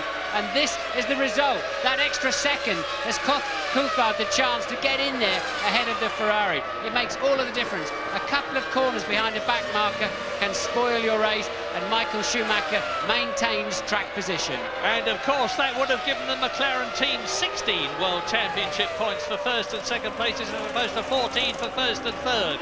And the car there was Jacques Villeneuve in the pits from 13th position in the BAR. We're on lap 53 out of 77, 24 laps still to go. No battle for the lead because Mika Häkkinen is way, way, way out in front. Nearly 25 seconds ahead of this terrific battle between Michael Schumacher, the twice world champion, and David Coulthard in the McLaren, 9 times a Grand Prix winner. Coulthard's only chance, I think, of launching past the Ferrari will be in traffic, really. He's got to try and catch Michael wrong-footed, lapping some cars, but we know with the blue flag system, the majority of the cars more or less drive out of the way so as not to get involved. And I really don't see where Coulthard's got any extra speed to nudge up alongside Michael Schumacher's Ferrari. Häkkinen's lead is 43.3 seconds, but of course he's yet to stop. And Mika Häkkinen has lapped everybody up to Ralf Schumacher, who is in 6th position. Jenson Button in the 2nd of the Williams BMWs is only just out of the points. His teammate Ralf is 6th, Jenson Button is 7th. Häkkinen. James. Mika Häkkinen in the pit lane. It shouldn't be too much pressure on this. Everybody's doing a pretty slick job. These stops have all been earlier than scheduled, and it was started by Ferrari trying to get Michael in. I think they probably used that Genet situation. Maybe it was worth a try, I don't know. But it was certainly about 4 or 5 laps earlier than they would normally have brought him in. And it did work for Ferrari. It kept them ahead of Coulthard. And I have to say the McLaren guys are pretty depressed about it. They thought they'd done enough to get their man in front. But a nice job there on Häkkinen's car. He really is looking terrific today, isn't he? And you just saw Pedro Diniz unlap himself by getting past the end of the pit lane as Mika Häkkinen came out. But the Finn will soon pass the Sauber again, and David Coulthard there is right on the gearbox of Michael Schumacher's Ferrari with another 24 laps, including the one that they are on to go. And something has got to give. Michael Schumacher under the most terrific pressure, a long way behind Mika Häkkinen, of course, the continued race leader. And this is the story of the event, because these two are some 29 seconds ahead of Rubens Barrichello. It's the 2 Ferraris and the 2 McLarens occupying the first 4 places. Frentzen is now in 5th position ahead of Ralf Schumacher. There's only 5 seconds in between them, and Ralf Schumacher is going to be lapped by Mika Häkkinen eventually, I think, but Jenson Button is now unlapped. He is in 7th position, just 1 place off a potential World Championship point, and Jenson Button has already scored World Championship points 4 times this year in his first Grand Prix season. A terrific performance. Both these drivers need that 2nd place. Coulthard can't afford to let Häkkinen, his teammate, gain 4 points on him, and Michael Schumacher wants to minimise, as James said earlier on, damage limitation. Häkkinen surprised everybody with his pace, not least Michael Schumacher. What he doesn't need is to lose those 6 points, so Schumi will be hanging on to those for grim death. But in fact, Also, I don't think either of those two drivers can afford to take a big gamble and a big stab and defend those places too aggressively. They can't afford to lose a wheel against each other, as Häkkinen will just be sailing off with 10-point advantage. And the great Formula One news is it really does look as though yet again the Drivers' World Championship is going to go down to the last race of the year, which for the first time is the Malaysian Grand Prix on October the 22nd. We've got Belgium in 2 weeks' time on the wonderful Spa circuit, and then the historic Monza circuit for the Italian Grand Prix, a first-timer at Indianapolis for the American Grand Prix at the end of September, then Japan and then Malaysia, and we've got the wonderful prospect of this Drivers' World Championship raging right to the end, raging as Schumacher and Coulthard are fighting for that second position on the track. Just to give you the gaps then of the top four, now they've all made their final stop. Häkkinen at the end of lap 55 was 21.8 seconds ahead of Michael Schumacher, who is half a second ahead of David Coulthard, who is 29.2 seconds ahead of Rubens Barrichello. Frentzen in fifth has yet to stop. Over the line they go. They're on lap 56 now. Look how evenly matched. The V10 Ferrari, and here in the pits, Ricardo Zonta, the Brazilian driver who's losing his place in the BAR team at the end of this season to Olivier Panis, who is the brilliant French ex-Grand Prix Monaco winner of 1996 and is with the McLaren team, not as their test driver, because he's described as their third driver. How many teams have got a previous Grand Prix winner as their test and third driver? Well, McLaren have, just one of the many indications of the incredible in-depth quality of the Woking team. And they're on lap 56 now. Well, Jenson Button is 12 seconds behind Ralf Schumacher. He's been in the pits for his second stop and out of it. Now watch Schumacher. Coming towards us is Mika Häkkinen ahead of Johnny Herbert. Both the Jaguars are still running. Eddie Irvine is in 10th place, Johnny Herbert is 13th, and we've still only got those 3 retirements. The 2 Prosts of Alesi first, then Heidfeld, and Giancarlo Fisichella. There are 19 out of the 22 still running, as up behind the arrows come Schumacher and Coulthard. The bad news for Herbert in the Jaguar, he's now lapped twice, so Johnny down in 13th, but 2 laps, that's just incredible, isn't it? The pace of these Ferraris and McLarens to get that far ahead. I mean, Häkkinen's going to lap everybody. He's got Button next on his list. He's probably going to lap everybody up to 4th or 5th. Oh, incredible. Verstappen, I think, lost the place. I just tried to work out in my mind whether he was on the same lap. But anyway, as Schumacher and Coulthard moved through, Jos Verstappen moved over in the arrows and let them through. And into the pits comes the Jordan Mugen Honda of Heinz-Harald Frentzen from 5th position.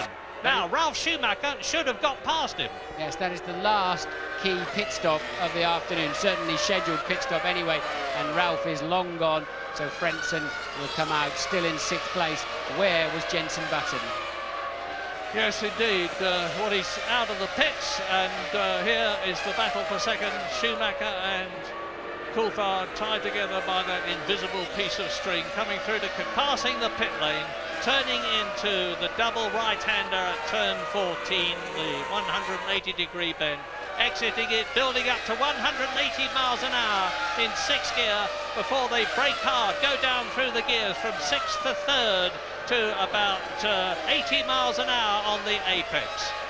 I agree with all of that, except they've got 7 gears now. 7 gears in both the Ferrari and the McLaren top gear, and the smoking front tyre there of the back marker ahead. In fact, the back marker ahead must be Jarno Trulli, I would guess. Yeah, it's certainly one of the Jordans.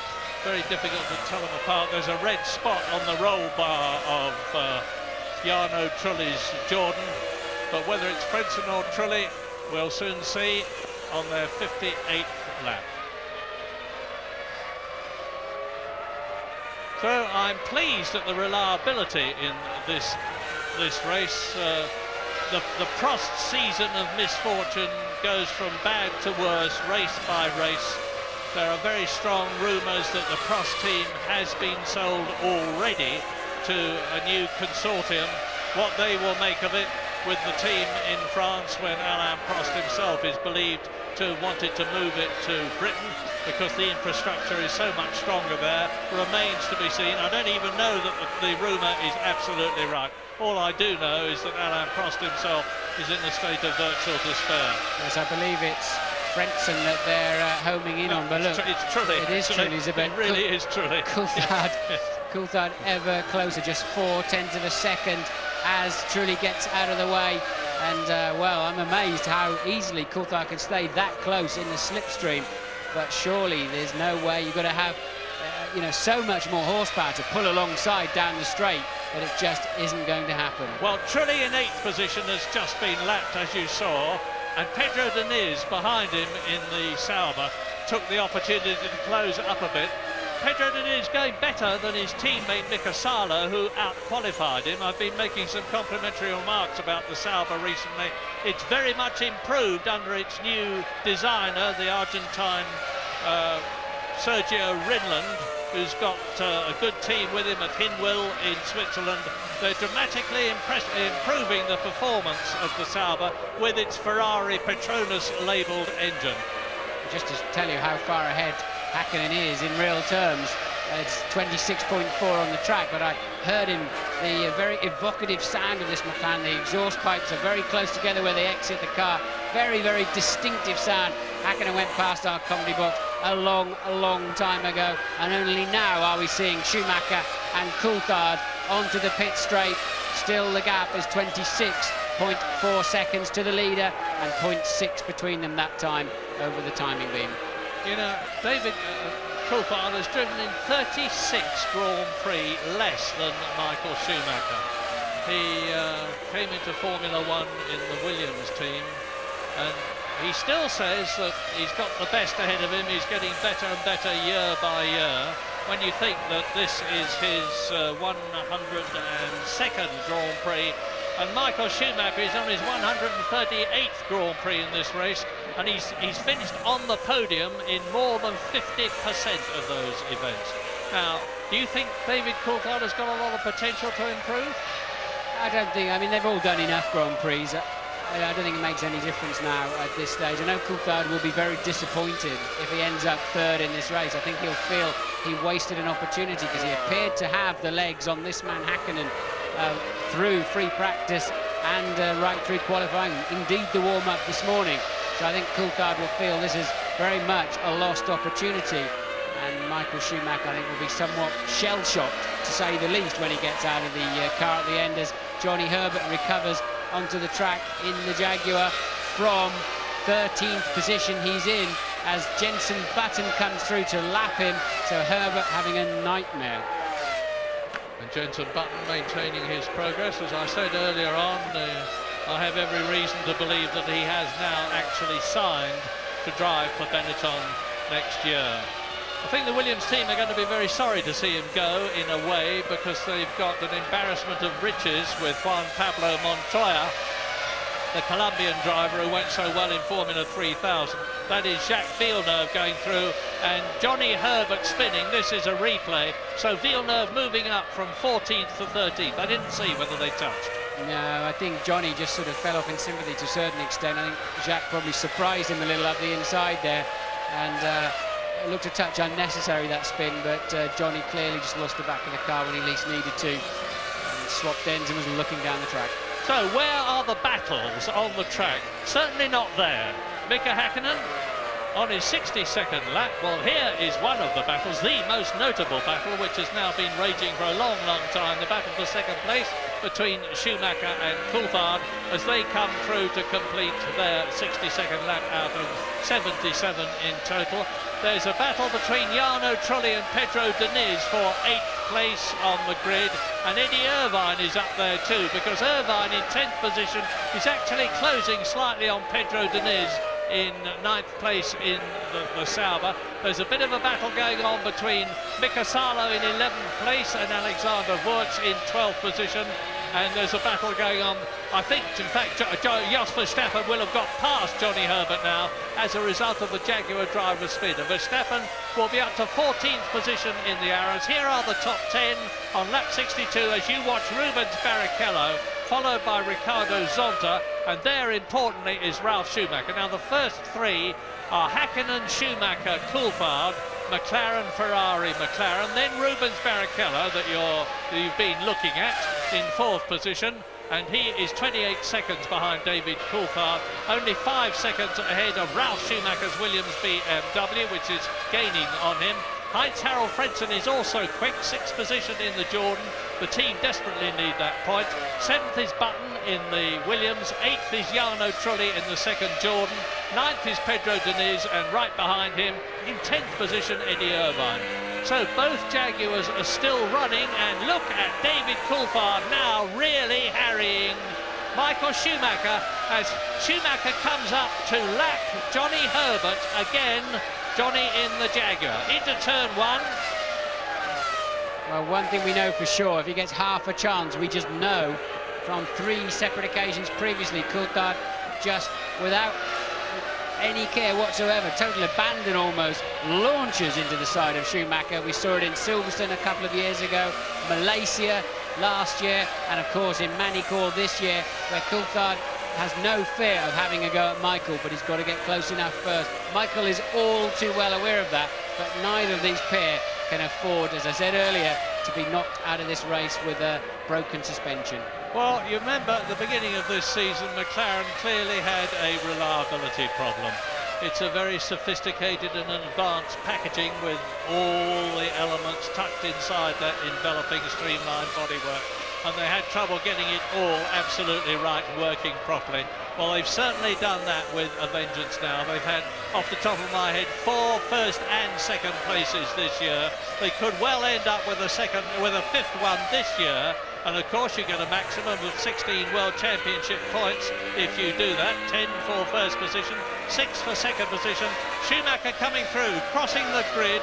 This is the start of his 64th lap, and down in the garages, James Allen has news for us. Murray, I don't think this is going to make me very popular around Woking, but I think McLaren actually have made a mistake here. I think they've put Coulthard in a more risky position than they needed to. He came in, he could have done about another 6 laps on the fuel that he had.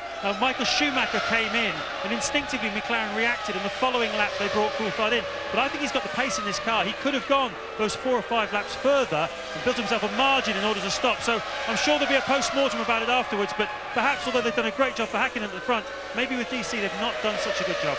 Be fearless, James. Speak the truth where you find it. And so we're looking at Michael Schumacher now. And what can David do? I mean, he can just look for Schumacher coming up to a car he's about to lap and hope that there'll be some hesitation. He's got 2 choices. One, he can try and penalise any mistakes or being wrong-footed on Michael Schumacher's part in the traffic, or he can bide his time through the middle of the lap, this section, stay as close as possible, and then get very close in the last corner, aerodynamics allowing, and the only serious overtaking opportunity is into the first corner. We saw Mansell take centre there. We've seen Damon Hill took Michael Schumacher there in 1997 when the Arrows was on the better Bridgestone tyres. That's Diniz dropping out of the race, our 4th retirement in 65 laps. Amazing reliability. But so there is a way through into that first corner. It's a bit nip and tuck when you get there, but somehow you've got to stay close enough, Murray, in that last corner, and that's Coulthard's problem. Yes, and of course we had that marvellous attack between Mansell and Senna at the Spanish Grand Prix in Barcelona with sparks flying from underneath their cars. One of the most exciting television sequences I've ever seen of Formula One. And they're coming up behind the Williams now, and past them, past the Williams of it's Jenson Button down there in 7th position. He backed off and let them through, lost a bit of time, of course, in the process, and he was right up with Frentzen.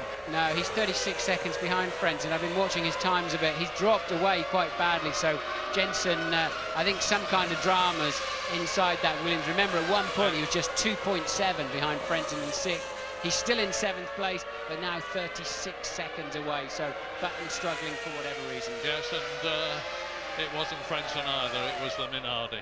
So absolutely together, carving their way through the traffic. Schumacher, Ferrari, Coulthard, McLaren, second and third places, absolutely nothing in it. They're closing up a bit on Mika Häkkinen at about the rate of 0.2 of a second a lap, but of course Mika Häkkinen has now got a 27-second lead. The victory for the third time this year is very much in the bag for the Finn if he can just keep going the way he is going now. He's not going to have a problem with maintaining concentration. He's used to that.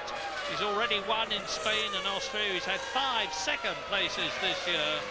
And if he finishes where he is now, Mika Häkkinen, who won the World Championship last year and in 1998, will be leading it in 2000. Yes, and you can see why he'll be leading it. He finished second in France, first in Austria, second in Germany, the previous 3 Grand Prix, and that's the replay of Dinitz dropping out of the race earlier on, and then Häkkinen leading again now. So it'll be a first, second, first, something along those lines for Häkkinen that's thrust him into the lead of the championship. Nobody believed he could really attack for a 3rd consecutive season. No, because as I say, the motivation, if you've done it twice, world champion, and of course they spend all the summer travelling from Grand Prix to Grand Prix, and when they're not racing in a Grand Prix, they are testing. They'll probably go straight from here to go test in another country tomorrow. When they're not racing or testing, they're doing sponsorship work. And in the winter, they're off to places like China and South America. It is a non-stop, very, very pressured life for Grand Prix drivers. Pressured life, we're going to relieve the pressure for a moment. We're leaving the Hungaro ring, but we will be back, of course.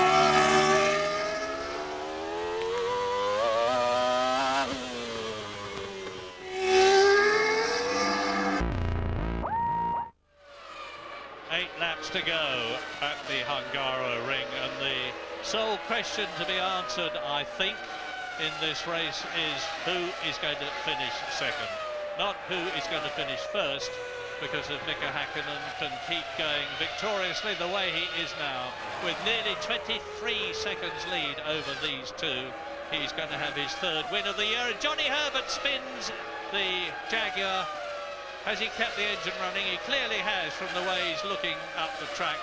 But the question is who is going to be second, because Schumacher and Coulthard are still absolutely together, ahead of Rubens Barrichello, who is 4th, Ralf Schumacher, who is 5th, and Frentzen, who is 6th. Terrifying place to spin where Johnny was, right on the racing line, just over the blind crest into turn 1. I think the Jaguar was sounding a little sick last time past, but Johnny, yeah, I think he's struggling a bit. Some kind of mechanical gremlins, or did he get a little nerve? I think he'd already lost the back end on the downshift, frankly, before the arrows got very close to the back of him. And then you're looking over a little blind crest there with Formula One cars hurtling towards you. What a good place to be. Good place to be for Mika Häkkinen on the Hungaro ring at the moment. He's on his 70th lap. David Coulthard, I can't see him getting past Michael Schumacher unless the Ferrari has a problem or unless Schumacher is delayed by traffic. Yes, I think in a straight fight, Coulthard's got the faster car at the moment of those two, but nowhere near fast enough to have any way of getting close enough to the Ferrari and having a go into a corner. He's probably got a tenth or two in his pocket, but with the aerodynamic effects, it's invisible, but he's just about the distance behind where he's getting the worst effect of the turbulent air from the Ferrari. Don't know what Michael Schumacher's problem has been. He has clearly had one throughout the race. But if he can stay where he is, it's going to minimise it from his point of view. It means that the World Championship lead is going to change, but it means that instead of Schumacher being 2 points ahead of Häkkinen and Coulthard, he's going to be 2 points behind Häkkinen, with the Finn taking the World Championship lead for the first time. And David Coulthard still very much in the hunt, of course. Yes, Johnny Herbert just went past the commentary box again with a sick-sounding engine. I think it was cutting out as much as anything, and that cutting is probably what spun him off in the first corner. It's not making a huge difference to his afternoon. He's back down in 14th place, 2 laps behind. Coulthard ever present in Schumacher's mirrors, 0.5 of a second. Louise, what can you tell us? I'm having a fairly quiet afternoon down here in the pits. Amazing reliability, very few cars gone out. I've just been to check out what's happening with Jensen. He does have a problem. He's got a problem with his engine. He's not able to run at full power. Now the team are confident that he will make it to the end of the race without any problem, but he is dropping time, and Trulli has picked up on this. He's suddenly upped his pace. Trulli's going to be pushing him hard to try and get that place off him. Well, it's one of the few places in the top 10 that Jenson Button hasn't had at the present moment in this superb debut year in Grand Prix racing. He's had a 6th place, he's had an 8th place, he's in 7th position at the present moment. Is Frentzen going to catch him? Well, I don't think so at the present moment, but we'll just have to wait and see. Johnny Herbert has stopped. Johnny Herbert is out of the race, so unfortunately, finally that engine is given up. Johnny dropping out of 14th place. The sister Jaguar, Eddie Irvine, having a quiet afternoon after that excellent start in 9th place. So we're on lap 72 now, and the drivers will know it. They're in touch with their pits and garages through the wireless, and they're getting boards as well. Some people say to me, why do they have a board as well as the radio? Sometimes the radio fails, you don't hear it. It's good confirmation. The one thing you never see on your pit board is how many laps to go before you stop, and that's obvious, of course, so you're not telling the teams you're racing with when you're planning how your strategy is running and when you're planning to come in. So they give you your position and how far anybody is in front of you and behind you. Well, there's 5 laps to go as far as the leaders are concerned. First, second and third, McLaren, Ferrari, McLaren, Häkkinen, Schumacher, Coulthard. Häkkinen's lead down to under 20 seconds, nothing to worry about from his point of view. Rubens Barrichello in the second Ferrari on his way to 3 World Championship points for 4th position. Ralf Schumacher in 5th place in the Williams BMW, 2 World Championship points. Frentzen is 6th, Button is 7th. Trulli in the second Jordan is still catching Jenson Button at the rate of about half a second a lap, and he's some 2.5 seconds behind the Williams, so it's going to be a very, very close thing for 7th position. I think Michael's just pacing himself now to make sure he makes no mistakes, keep the car on the very narrow line that there is around this circuit, and not give Coulthard a glimmer of a hope, but he'll still have to be pressing on.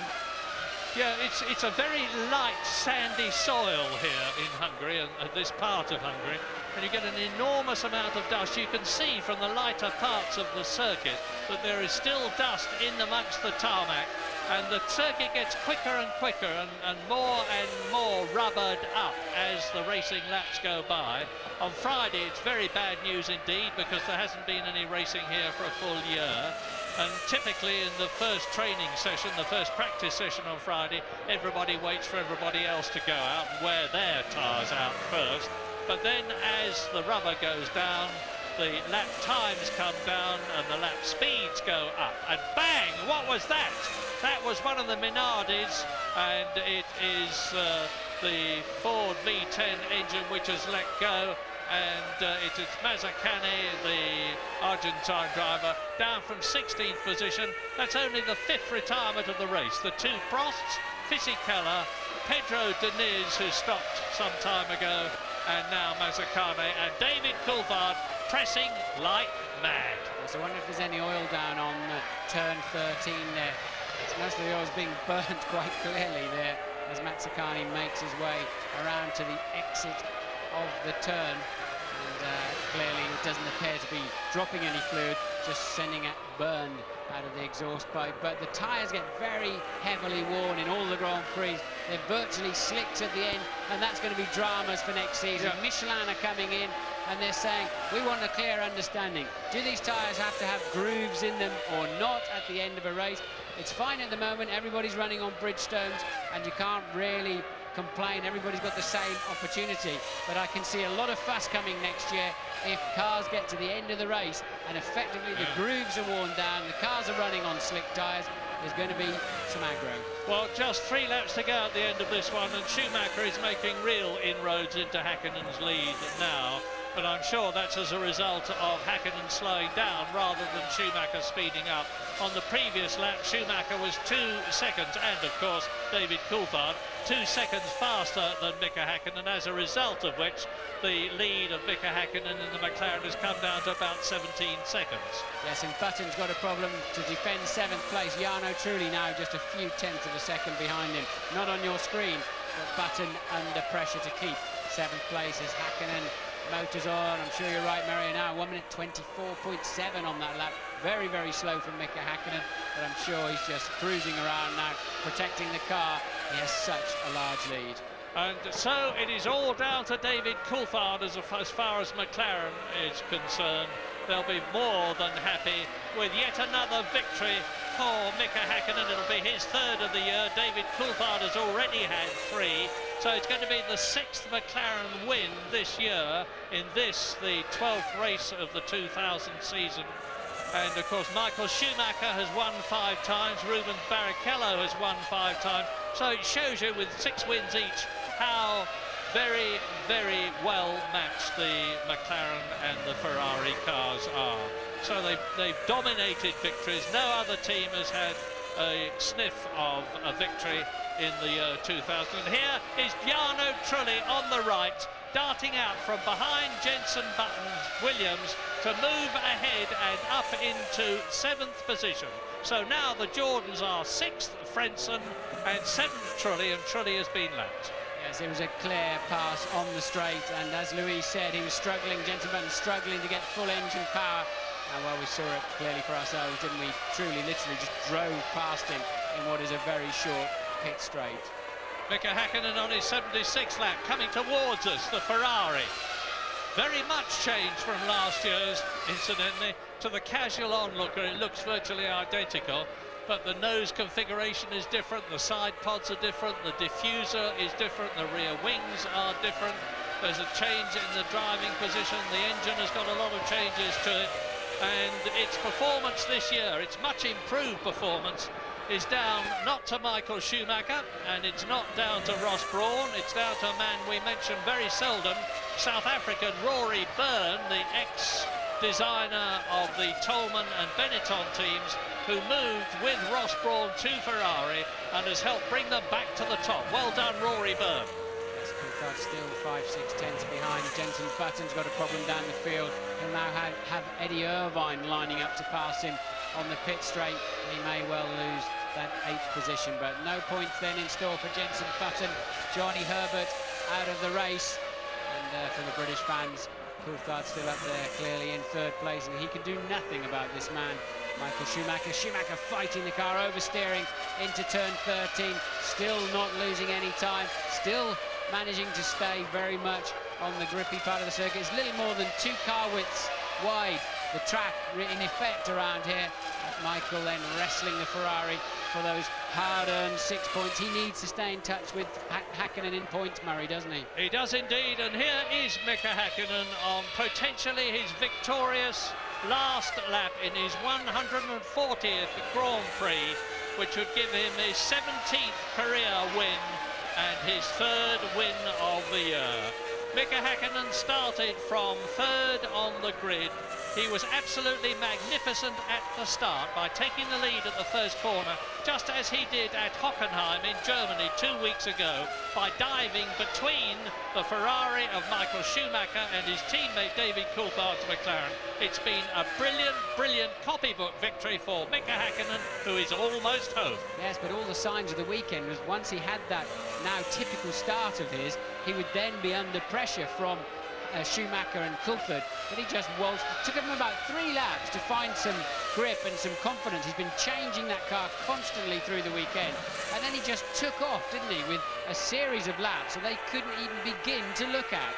Mika Häkkinen exits the last turn at the Hungaroring, crosses the line and wins the Hungarian Grand Prix of 2000, his 3rd win of the year, with Michael Schumacher second for Ferrari, reducing the gap between himself and Mika Häkkinen a bit by staying ahead of David Coulthard, and we look at Rubens Barrichello.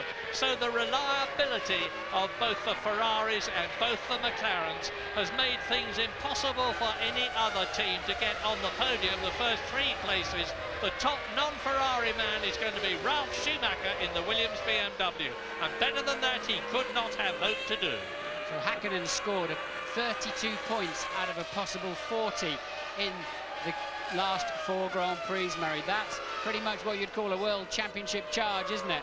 And, well, who can stop him? He's got so much confidence from the last 2 years, knowing he can pull it out of the bag at the end, and he leaps into the lead of the championship with a performance that was just mesmerising.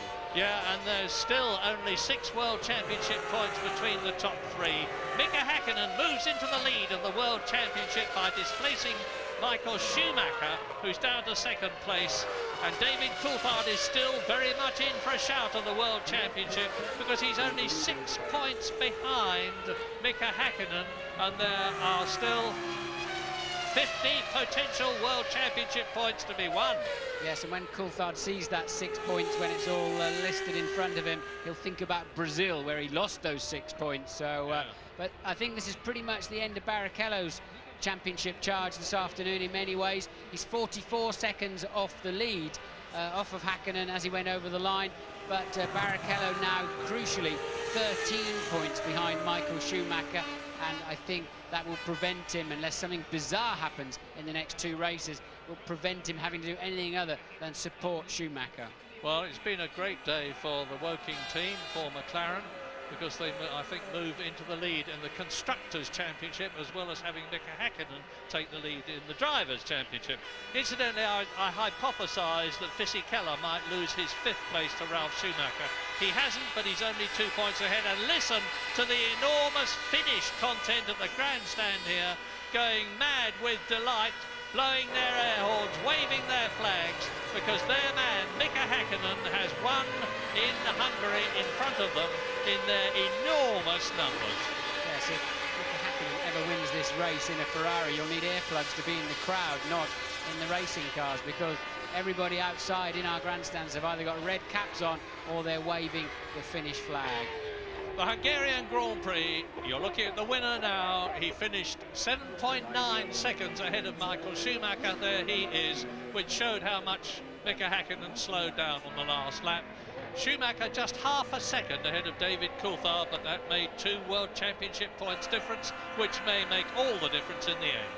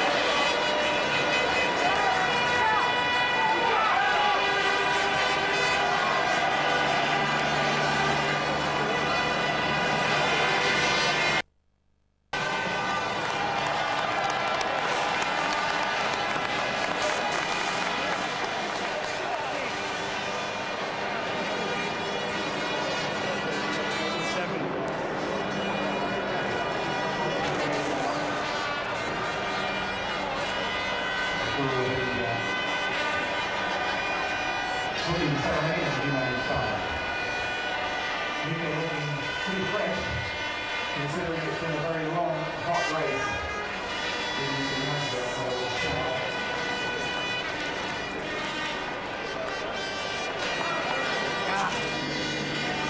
The drivers coming up towards the Russell now. We've got Schumacher. So the fourth line is already here. So we've just got one more to wait for.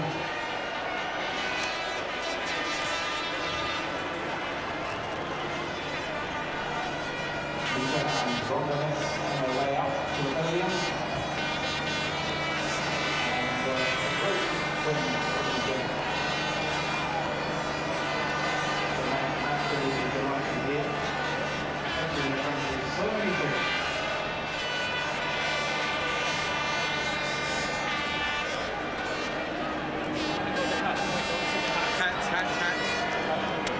So here comes Mika and Rondanes. And in a few minutes' time, the podium ceremony will take place.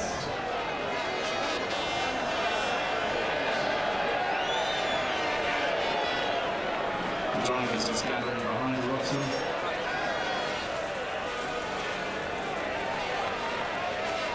A small couple of victories. Here they are, ladies and gentlemen.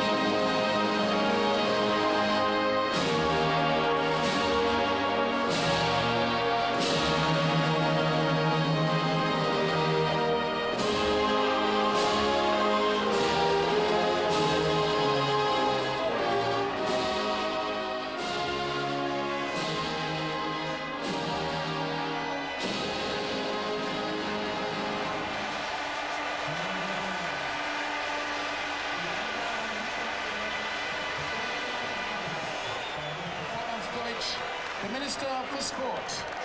Well done, Mika. Mr. Deutsch also presents the trophy to the winning constructor, West McLaren Mercedes, represented here by their team principal, Ron Dennis. To the second place driver,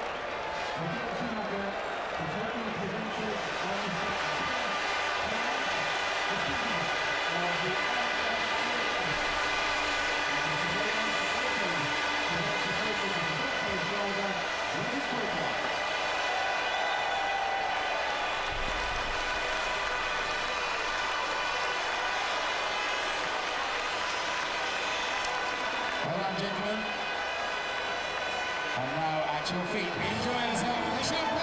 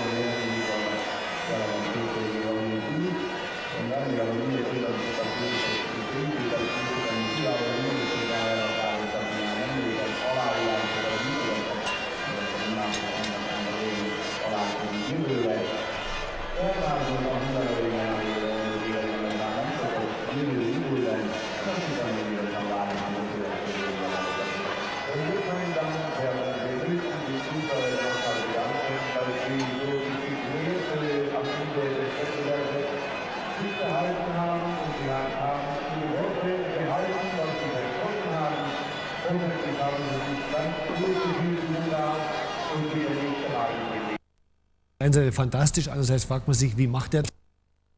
It's Mika Häkkinen, Michael Schumacher and David Coulthard. Mika, many, many congratulations. Your third win of the season, your second win here in front of so many of your fans, and began with another great start. Talk us through it. Well, I think I said in Hockenheim, you make you make a start like I did probably once a year, but it's not true. You probably do those at twice a year. So I had again fantastic start, and I was able to overtake Michael and David before the first corner. Even it was very close with Michael in the first corner, but again that's what the racing should be, and we came around that corner in one piece. So that also explains a little bit sometimes when you do have something happen in the first corner, you needed two drivers, and this was the case when both drivers did the right thing, so we went through 100%. I think it's fair to say that throughout the weekend you've actually been struggling for a race setup. You said as much in the unilateral interview yesterday. Now, what did you do between the warm-up this morning when you were over a second behind Michael and this afternoon when you were a second quicker? Do you expect an answer? In general terms? It was combination of fantastic teamwork with engine people and chassis people, and together with the engineers we made some modifications to the chassis, which we thought was the right thing to do, and like we saw in the race, it was a fantastic thing to happen. It was very enjoyable to race, and unfortunately, obviously, I'm not gonna tell you exactly what we did, but the car was very fast. Thank you, Mika. Michael, after your recent run of very bad luck, I mean, are you disappointed not to have won, or relieved just to have got those 6 points? No, honestly, you have to say today we were not fast enough to win the race. I mean, not only I lost the start against Mika, which was a tight battle. When you see his pace, I mean, if he wouldn't have overtaken me at the start, he would probably have done it later through pit stops, because he was simply the fastest man today on the circuit, and that's why I'm not too unhappy. Keep second position, because even that was a tight battle with David, but we managed to plan our pit stops for the right moment and had the right gap at the right moment, and so we could drive home safely in second position. Now, yesterday you were comfortably faster than both the McLarens. Do you feel that they've got faster, or perhaps in race trim the Ferrari just isn't the match of the McLarens at the moment? Honestly, I believe that what Mika said, he sorted out his car. It didn't seem to be fast enough yesterday. If you look the gap to other cars to the back, it was very close to them, which isn't normal. My sort of gap to the other cars was sort of normal, and that was the simple reason. We stayed where we were yesterday. We made good steps from Friday to Saturday, but then we didn't seem to pull out enough for the Sunday race. So it's still some areas we have to work on. We have some good ideas how to improve our situation, but then that's a natural situation for both of us, I believe. Let's see who keeps it up to the end. Hey, Michael.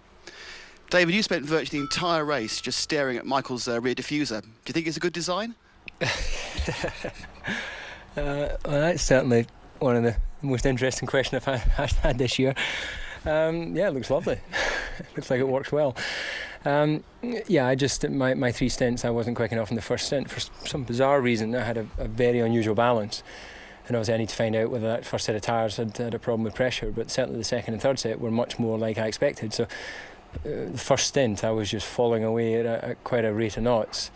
And then thereafter, I was, I think, quite competitive, but I finished third, so it's not to make excuses, but I did lose a lot of time behind the 4 Minardis there seemed to be out there. Michael caught the traffic well, and he caught them always in and around turn 5, and then I never really got the chance to overtake them until we came out of turn 10, so there was always a second lost in that time. And if you look at the gap when I came out after the last stop, it was probably only 0.3 of a second, the difference between Michael getting the corner and me not. So that sometimes makes a difference, but there you go, I started third, finished third, so that's all I deserve, really. Thanks, David. Mika, for the first time this year, the championship lead has changed. It's gone from Michael to yourself. We're moving on to Spa. Do you now think that you're the favourite? I'm sorry? Do you now think you're the favourite for the championship?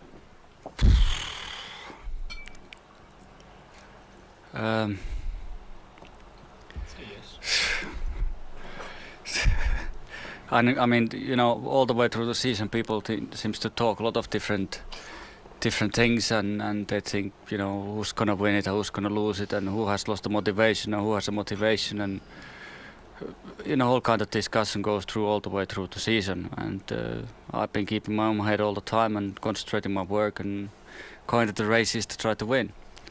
And that's what I'm going to do for the rest of the season. And I'm not going to really think about who's going to win it, who's going to lose it, because that will be decided at the end of the year when we count the points together. Thank you, gentlemen. Now a word from Mika and Michael in your own languages, please. Mika. Ja, Mika Häkkinen die inderdaad zei van het begin van het seizoen was ik voor iedereen nog een beetje de ongemotiveerde jongen. En nu ben ik in één keer weer de favoriet. Zo snel kan het dus gaan. Hij is wel een nieuwe koploper in ieder geval in het wereldkampioenschap. De start was wederom subliem. Hij zei, nou Hockenheim, nou volgens mij heb je maar 1 zo'n start per jaar. Nou nee hoor, het kan dus een tweede keer. Liet hij zien in Hongarije, in Budapest. Toch had hij al heel veel problemen met de setup het hele weekend. Ook in de warm-up was hij nog een seconde langzamer dan Schumacher en Coulthard. Tussentijds hebben ze wat aangepast en in één keer was zijn wagen onbetwist de snelste. Schumacher, de vraag of hij opgelucht was. Antwoord was ja, want ik was gewoon niet snel genoeg om Häkkinen te pakken. Ik ben gewoon blij dat ik Coulthard toch nog achter heb kunnen houden. En in elk geval de tweede plaats in het wereldkampioenschap heb kunnen vasthouden. David Coulthard, leuke vraag aan hem. Die de hele race zo ongeveer achter de diffuser van de Ferrari van Schumacher zat. En of de dingen nou ook mooi uitzag. Nou, het zag er inderdaad leuk uit, zei David Coulthard. Mooi ontwerp. Had wat problemen met zijn eerste setje banden. En later moest hij afrekenen met 4 Minardis. Zoveel leken het er wel te zijn, zei David Coulthard op de baan. Uiteindelijk bracht hem dat op de 3e plaats. We gaan dus richting Spa-Francorchamps met Jan, een nieuwe koploper in het wereldkampioenschap, Mika Häkkinen.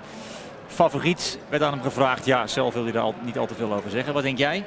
Nou, ik denk dat je moet meer naar de trendlijnen kijken. En ik denk dat wat dat betreft, qua gewicht, qua momentum wat hij op gang heeft gebracht, dat het er best wel eens goed uit kan zien voor Mika Häkkinen. Maar zoals hij zelf al zei, we gaan gewoon door tot het einde van het seizoen. En dan tellen we de punten op en dan zie je wie de winnaar is. En daar komt het uiteraard koeltjes gezegd op neer. Ik denk dat ze dicht genoeg bij elkaar zitten om het af te gaan laten hangen van wie net even de scherpte heeft tijdens het weekend. Maar ik denk dat de slechte resultaten, dus weer hoe slecht zijn die, dat gaat het wereldkampioenschap bepalen. Deze man, David Coulthard, die meldde startte 3e en ik finishte 3e en had niet meer verdiend, vond hij zelf. En nog even terugblikken op de grote prijs van Hongarije. Hier die start, let op, Häkkinen achter de Ferrari van Michael Schumacher. Nu zit hij in de nacht en in één keer schiet hij opzij, de langst aan de binnenkant. En dan redt hij het net. Schumacher doet er wijs aan om hem toch maar voorbij te laten en een clash te voorkomen. Coulthard ronduit slecht weg, dat zien we hier nog eens een keer. En Luca de Montezumolo, de grote baas van Ferrari, is er natuurlijk niet blij mee. Hier dat moment waarbij Villeneuve zijn vleugel verspeelt en al vroeg binnen moet komen. Hetzelfde geldt trouwens ook voor de La Rosa. Volgende slachtoffer, een van de weinigen trouwens deze Grand Prix, is Giancarlo Fisichella. Problemen met de remmen, vloog er overal vanaf. Uiteindelijk sneuvelde zijn race dan ook in de pits waar hij achterbleef. Hier gaat hij nog een keertje. Een van de schaarse momenten van spektakel in deze Grand Prix. Het ging ook niet echt lekker bij Prost, bij Heidfeld en Alesi. Coulthard op de 3e plaats. Achter Schumacher, die het tempo van Häkkinen in ieder geval niet kon volgen. Hier de toppende Nick Heidfeld. Wel of niet weg. En Prost, ja, dat zit er niet mee dit jaar. Zucht. Eddie Irvine, een van de eerste coureurs die binnenkwam. Vechtend met de Jaguar. Daar dan het afscheid van Giancarlo Fisichella. Vindt het wel mooi geweest na zijn uitstapjes. Häkkinen gaat vrolijk door. Ik zag er even Mazzacane voorbij glijden. Waarna die in de problemen. Oeps, daar wordt even wat vergeten, een doekje. Maar het bleef allemaal zonder kleerscheuren. Pitstop bij het team van Jordan. Fisichella die definitief uitstapt. En daar Michael Schumacher die een moeilijke race reed. Häkkinen niet kon pakken. En zich verder concentreerde op David Coulthard om die achter zich te houden middels een goede pitstopstrategie. Dan de pitstop van Michael Schumacher. En ook die van David Coulthard, want daar ging het gevecht tussen. En kijk, Schumacher redt het net. Was even spannend, maar hij houdt de 2e plaats vast. Dit is een prachtige manoeuvre van Jacques Villeneuve. En Herbert schikt er zo van dat hij in de ronde gaat. En later ook de race zal moeten staken. Knap werk van Jacques Villeneuve. In de achterhoede toch nog voor spektakel zorgen. Het afscheid van Pedro Paolo Diniz. En dansend op de curbstones de winnaar van de grote prijs van Hongarije, Mika Häkkinen. Bijna een aanvaring tussen Herbert en Verstappen. En misschien raakten ze elkaar wel. In ieder geval wordt Herbert aangetikt en kan de Nederlander er langs om vervolgens 13e te worden. En dat zat good old Johnny weer eens niet mee vandaag op de Hungaroring. Want kijk, nu geeft hij er de brui aan. Dat geldt trouwens ook voor Mazzacane met een motorisch probleem. Dat was nog een stop-and-go penalty voor teamgenoot Gené. Dit is een aardige manoeuvre van Trulli. Maar we weten dan inmiddels dat Button zijn wagen ook niet meer optimaal functioneert. En daar komt de winnaar van de grote prijs van Hongarije. Zijn naam is Mika Häkkinen. De 17e zege uit zijn loopbaan. De tweede keer dat hij hier in Budapest wint. En hij is de nieuwe koploper in het wereldkampioenschap. Met een totaal van 64 punten, gevolgd op 2 puntjes door Michael Schumacher. En David Coulthard staat op de derde plaats. Heeft er 58, 6 minder dan zijn teamgenoot. Dus was de champagne en het bijbehorende stuurtje voor Mika Häkkinen. En hij zal blij zijn, Michael Schumacher, dat hij die negatieve reeks van 3 races achter elkaar niet aangekomen heeft, doorbroken. En wie weet wat er nog allemaal mogelijk is voor de Ferrari-coureur in de laatste 5 races van dit seizoen. Man van de dag, onbetwist met afstand, Mika Häkkinen. Eigenlijk kan alleen het juichen nog beter. Volgende Grand Prix, de 13e van dit seizoen in België in de Ardennen op het circuit van Spa-Francorchamps. En dan zien we elkaar terug op vrijdag 25 augustus met een uitgeruste Jan Lammers. Tot dan.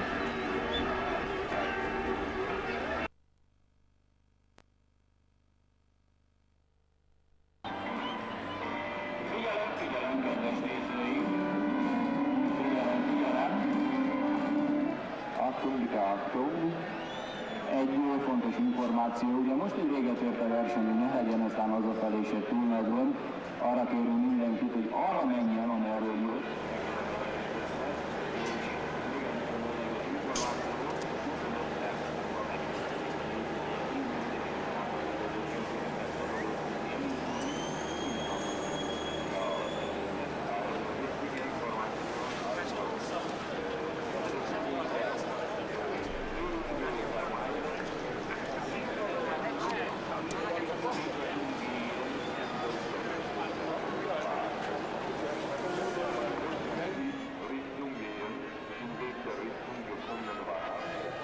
Also die Felder, die zumindest die halten zurück, weil sie gewählt haben, die wird bekommen, information you have to go in the same direction, from which direction you came here.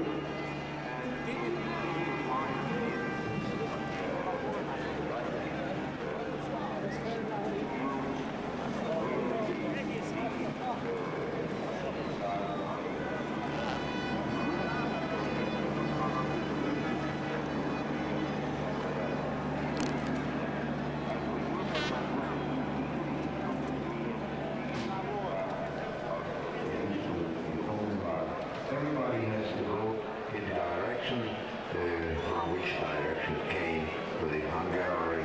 Thank you very much.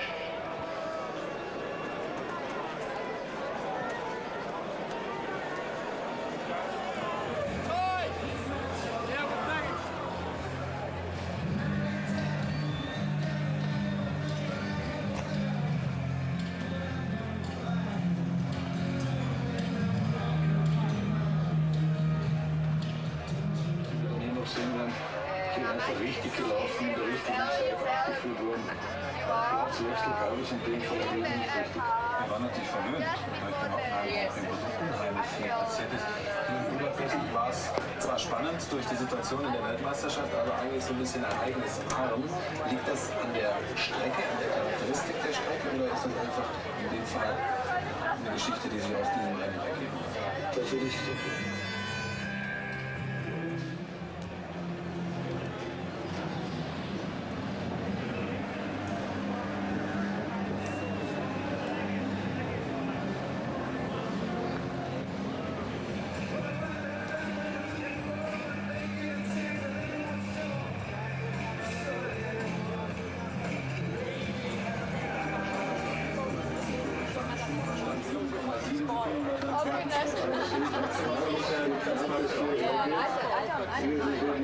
definitely we want more than one, so it doesn't matter which one is first.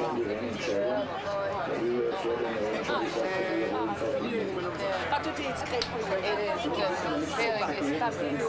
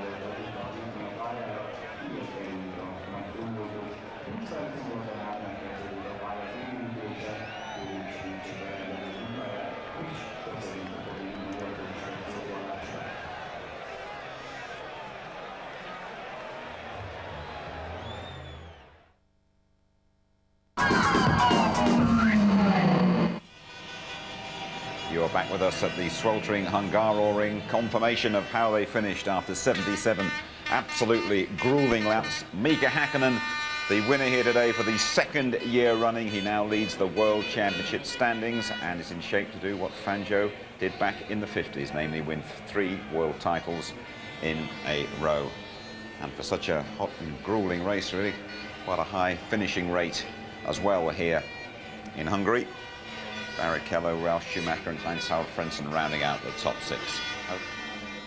Right then, Tony Jardine has been joined by Martin Brundle. Well done for getting round here so rapidly, Martin. He's fit as well. We made a big thing looking down behind you about what was going to happen at the start here. It was absolutely crucial to how the race wound up. But, I mean, David Coulthard, when he sits back and he's had his cold shower, he's going to say, start didn't go my way. No, he's not had good starts. Remember back in, was it 98, where he was launching off the starts, gaining at least a row a race? It's a head thing, I think, when you get a Grand Prix car off the start. Assuming they've all got the same gear ratios and fuel load, which we know they had now, now we've seen the race. It was Häkkinen, once again, who hooked it up and drove right between the pair of them. And look, and had to use that little piece of extra track we talked about on the inside to make sure he could stick with it. And Michael, very sensibly there, really having to give way. Coulthard kept his head after his terrible start and did a good job not to lose out to Ralf and Barrichello at one point, though. I mean, when you say it's a head thing, what do you mean? What do you mean there exactly? I think you've made a good start in a Grand Prix, maybe on a Saturday afternoon. You know, in your mind, are you comfortable that you start? If you start thinking about it and it's, you know, you spend too long really analysing it, you just get into the rhythm and you're sure you're going to make a good start. In fact, I think they all practice their starts too much. And David Coulthard. Then gentlemen now. Well, listen to that. I don't think that Mika Häkkinen's a betting man, do you? It didn't seem too chuffed to be made favourite for the world title. But any best guess about what he did to his motor between yesterday, when we saw him with his head in his hands worried, and today? No, I mean, I don't think you can really hazard a guess at that. What I would say in general terms is that this is a very low grip circuit. And the last time McLaren did very well in a low grip circuit was in France. and you need really good traction here. And think from France onwards, McLaren have done like new rear diffuser, new suspension.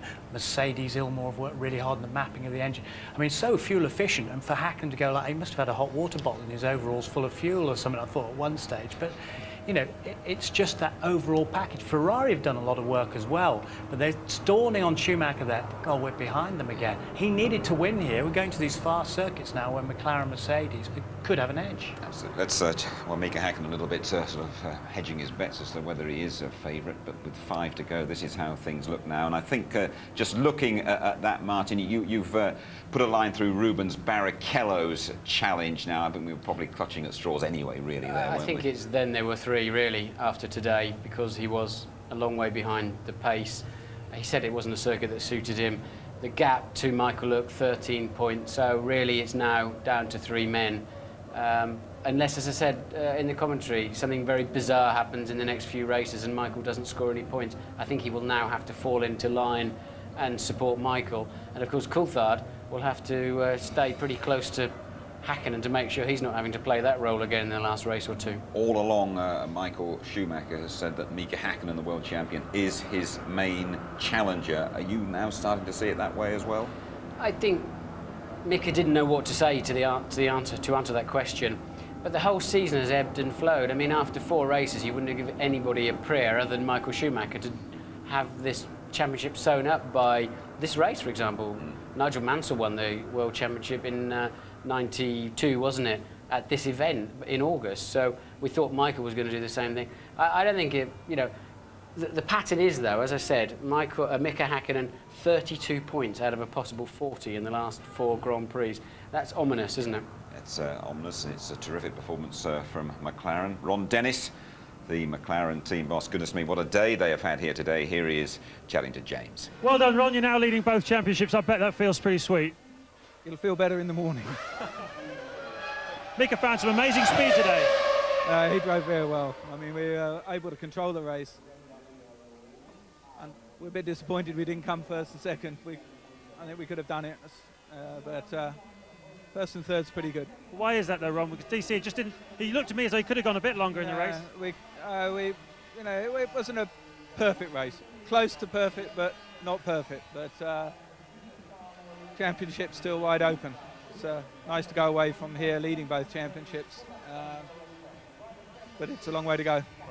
Thank you. Long way to go. It's going to be very exciting. We'll look more at David Coulthard in a couple of minutes' time. But Jenson Button had another impressive performance here today. But there was one incident when Fisichella spun right in front of him, Tony, and he did very, very well to stay in the race, didn't he? Yeah, he did. It was coming out of turn 1. You see, Fisichella was already wide there, and he was having brake balance problems.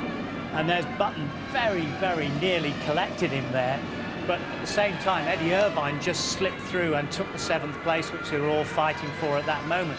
We thought actually the Jaguar would go a little bit better, but there was damage done to the Benetton, and Fisichella was in and out of the pits after that and eventually retired.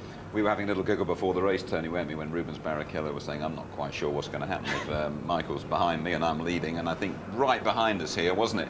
Yeah. We had a little indication as if anybody had any doubts. Yeah, I mean, OK, although they were on different strategies and Schumacher had already been into the pits, if it was drivers that were fighting for position, the driver in Barrichello's case there would have been going like crazy until his pit stop in the next 2 laps or whatever it was. Probably the radio was blasting away, so let him through, because, you know, he was back in 5th place at that time, Schumacher, and he needed to get on and up. He's the number 1, there's no question or doubt about it. It doesn't matter what De Montezemolo says. Well, let's get the Ferrari viewpoint, shall we? Ross Brawn, the man who does so much for them. Backstage, here he is, chatting to James. Bad luck, Ross. Guess it wasn't really your day today. Are you surprised by the speed of Hakkinen? A little bit, yes. Yeah, I mean, at the beginning, but Michael was being very cautious with the tyres. Obviously, we had a bad experience at Magny-Cours. And with it being so hot today, we didn't want to get the tyres too hot. So we were being fairly cautious. I spoke to him in the first stint, and he was happy with the car. And once it became clear it would be difficult to beat Mika, the focus then was to stay in front of David, which we did. You got out of jail, though, with Coulthard on the pit stops, because he could certainly have, if he'd run a bit longer, he would have nicked it 2nd place, wouldn't he? Well, we could have gone a bit longer, but obviously all that traffic coming up, we didn't see how we could do it, and we were worried Coulthard would jump in the pits, so I think we did the right thing. How are you going to get the lead back, Ross? Go first. It's fair to say the quality of the work in the pits was quite outstanding today, but I want to talk to you, particularly from a driver's perspective, about Marc Genet holding up David Coulthard, and you never know, it could even have cost McLaren the 1-2 here. Yeah, I think this blue flag waving system, you're allowed to pass 5 of them, then you get a stop-go penalty. Genet was on an in-lap. He held Coulthard up earlier in the race. Whether it's just coincidence or what, I don't know. And this is, I think, one of the earlier ones of that. In fact, no, I think Genet's wondering now. He's getting radio calls. I've got to come in, are you sure? What's that all about? And just didn't yield to Coulthard at all, having let Schumacher pass easily and still pinched Coulthard into the fastest corner on the circuit. And that cost David about 1.5 seconds. And we saw the net result of that when they exited the pits. David exited the pits, he just couldn't get up alongside Michael into the first corner. So, but that's give and take. I mean, from Grand Prix to Grand Prix, some of those you win, some you lose. But Genet played a key role, really, in the race today. I mean, is that a driver in the zone concentrating and so much noise in his ears, or is that Genet being a little bit tricky and not playing the game? I don't think he was targeting Coulthard, I have to say. I think he was just being a bit gormless, frankly. I think it was not enough substance to soak up the echoes in the head there temporarily. I think he probably couldn't. He was probably having a discussion, why am I going to come in again? Because or words to that effect. Yeah, something like that. But we used to have a situation where passing back markers was a key element, one of the skills to win or get good places in Grand Prix. This blue flag system came in, and now everybody needs to be having the same advantages, or they should just switch the whole thing off and let drivers demonstrate their prowess in clearing the back markers.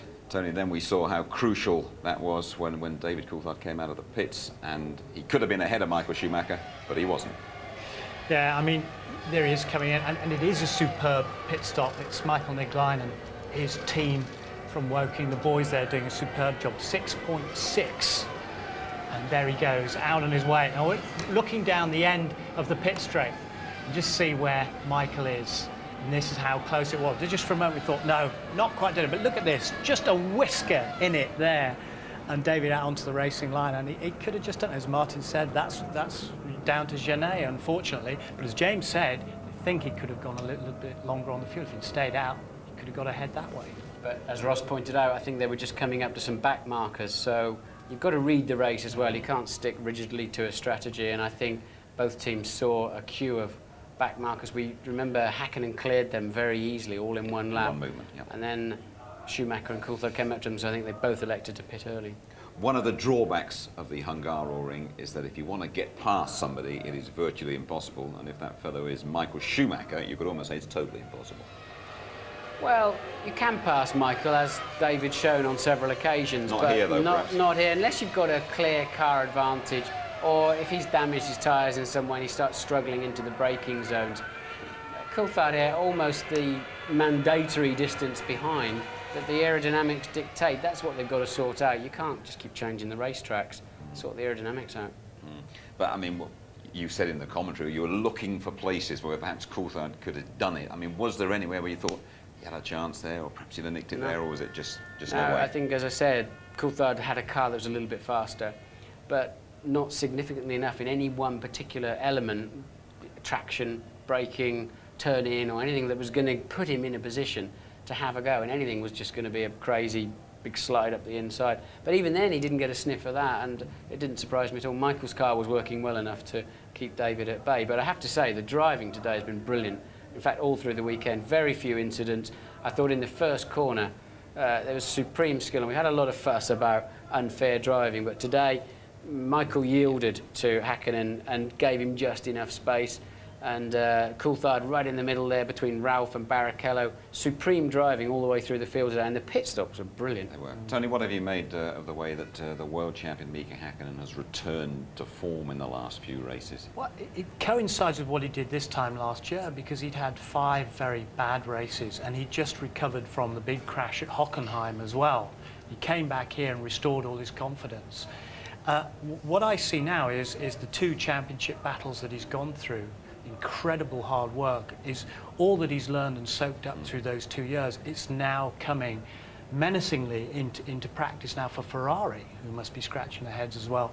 And he's the sort of dark horse that's come through now and has become the championship favourite, whether he acknowledges it or not. Yeah. A superb performance from all round. It's a great team performance from McLaren, especially on the technical side as well. I think, Martin, you mentioned all the Jaguar top brass are here. Johnny Herbert is coming to the end of his Jaguar career, as we know, and a little spin for him at the end that, well, it sums him up really. It not sums the way things have gone for him. Yes, but later on we saw Johnny spin again with an intermittent engine, and this could almost have been the same thing, although Villeneuve, I think, did surprise him there. I think Johnny's on a ramp down now to the end of his Grand Prix career. I don't think the arrows touched him. I'm pretty certain it didn't. In fact, I'm sure it didn't now, watching it again. Johnny had an engine that was misfiring, and if it suddenly cuts on you at a crucial time, locks the rear wheel slightly, and around you go. Let's have a word, shall we, with Jenson Button. Another fine performance from the 20-year-old British driver at the Hungary. Jenson, a tough race for you? A bit disappointing, really, because I was in 7th position behind Frentzen. We had a chance of getting some points, and Cal was working well. I think we didn't have the best traffic in the world, I think, but that was a problem for everyone. And then about halfway through, on about the 30th lap, I think it was, 35th lap, just after my first pit stop, I had a problem with the throttle. Every time I went on the throttle, it wasn't full throttle. I don't know if you saw on the speed traps, but it's about 22 k's down or something. So that's why I slowed down towards the last half of the race, and Irvine and Trulli were able to get past. How aware were you of them catching up and pushing up behind you? Obviously a lot, because the team were telling me, and it says on the pit board, but I couldn't do anything. I was pushing as hard as I could. There you go. It must be a bit frustrating sitting there just waiting for them to go by. Yeah, very frustrating, seeing when the car was working well as well. So, but there you go. Benetton bound, Jenson Button. Sum it all up for us both, could you? You first, Tony. Well, I think in Ferrari's case, they'll be examining really all the aerodynamics, all the mechanics. Whether they were getting their tyres working properly is another issue for them. But the big issue, the big picture is, will that Ferrari jinx come and strike again? You know, will they be the bridesmaid yet again? Who knows? They're falling behind. Hackinen's engineer's briefcase will be very heavy on the way home tonight. It'll be full of paperwork, and he's got to write it all up tomorrow in a report that will go into the system. They've just been tweaking that car, not even tweaking actually, major changes, and they hit the sweet spot, and didn't he drive it brilliantly? Right, thanks very much. Before our highlights on ITV2 on Monday, and next, top speed. We go to Spa, qualifying 11:30, the race live 12:15 on Sunday, highlights 11:25. When the temperatures soar, look no further than the Iceman. The Finnish fans will have a ball in Budapest tonight. Bye-bye.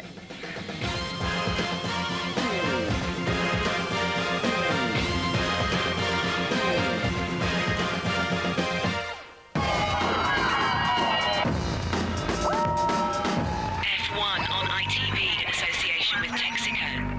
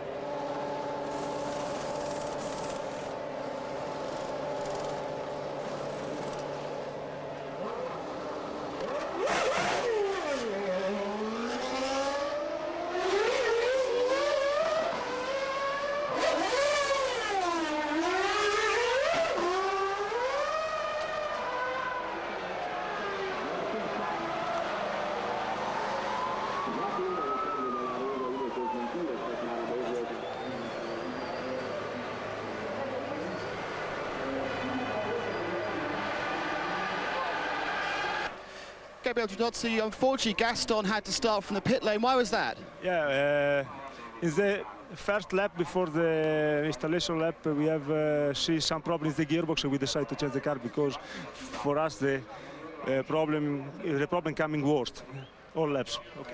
And was the spare car set up for him? I think the car is not different from the other. I think we can make a good race in any case. Thank you very much.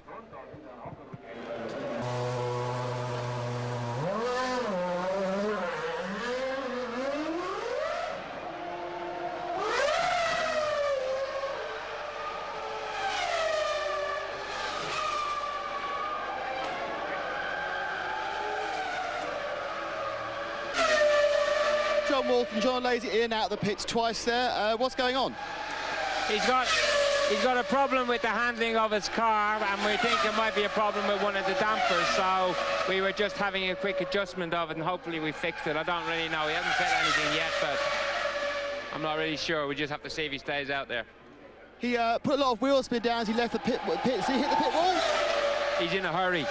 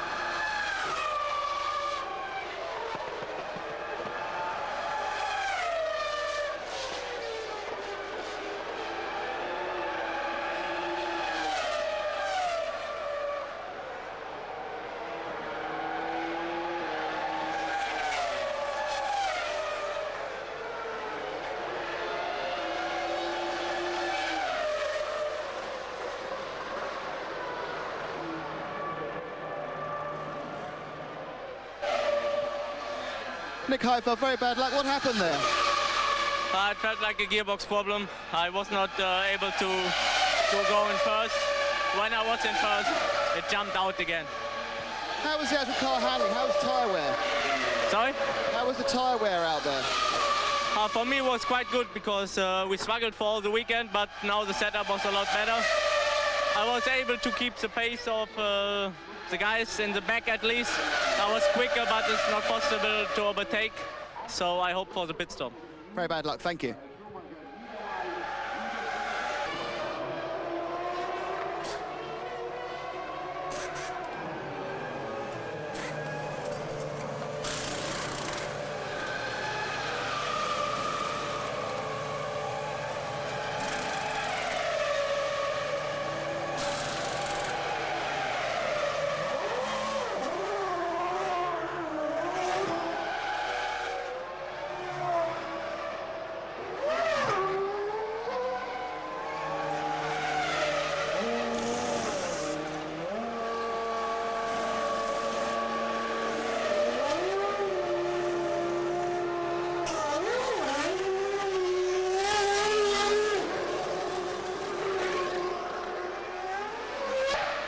James, quick question. Ralph seemed to lose time. The pit stop, was there a problem? Basically, in the pit stop, we got a crossed left front wheel nut. Obviously, cost us a couple of seconds. Barrichello got us because of that. Thanks a lot.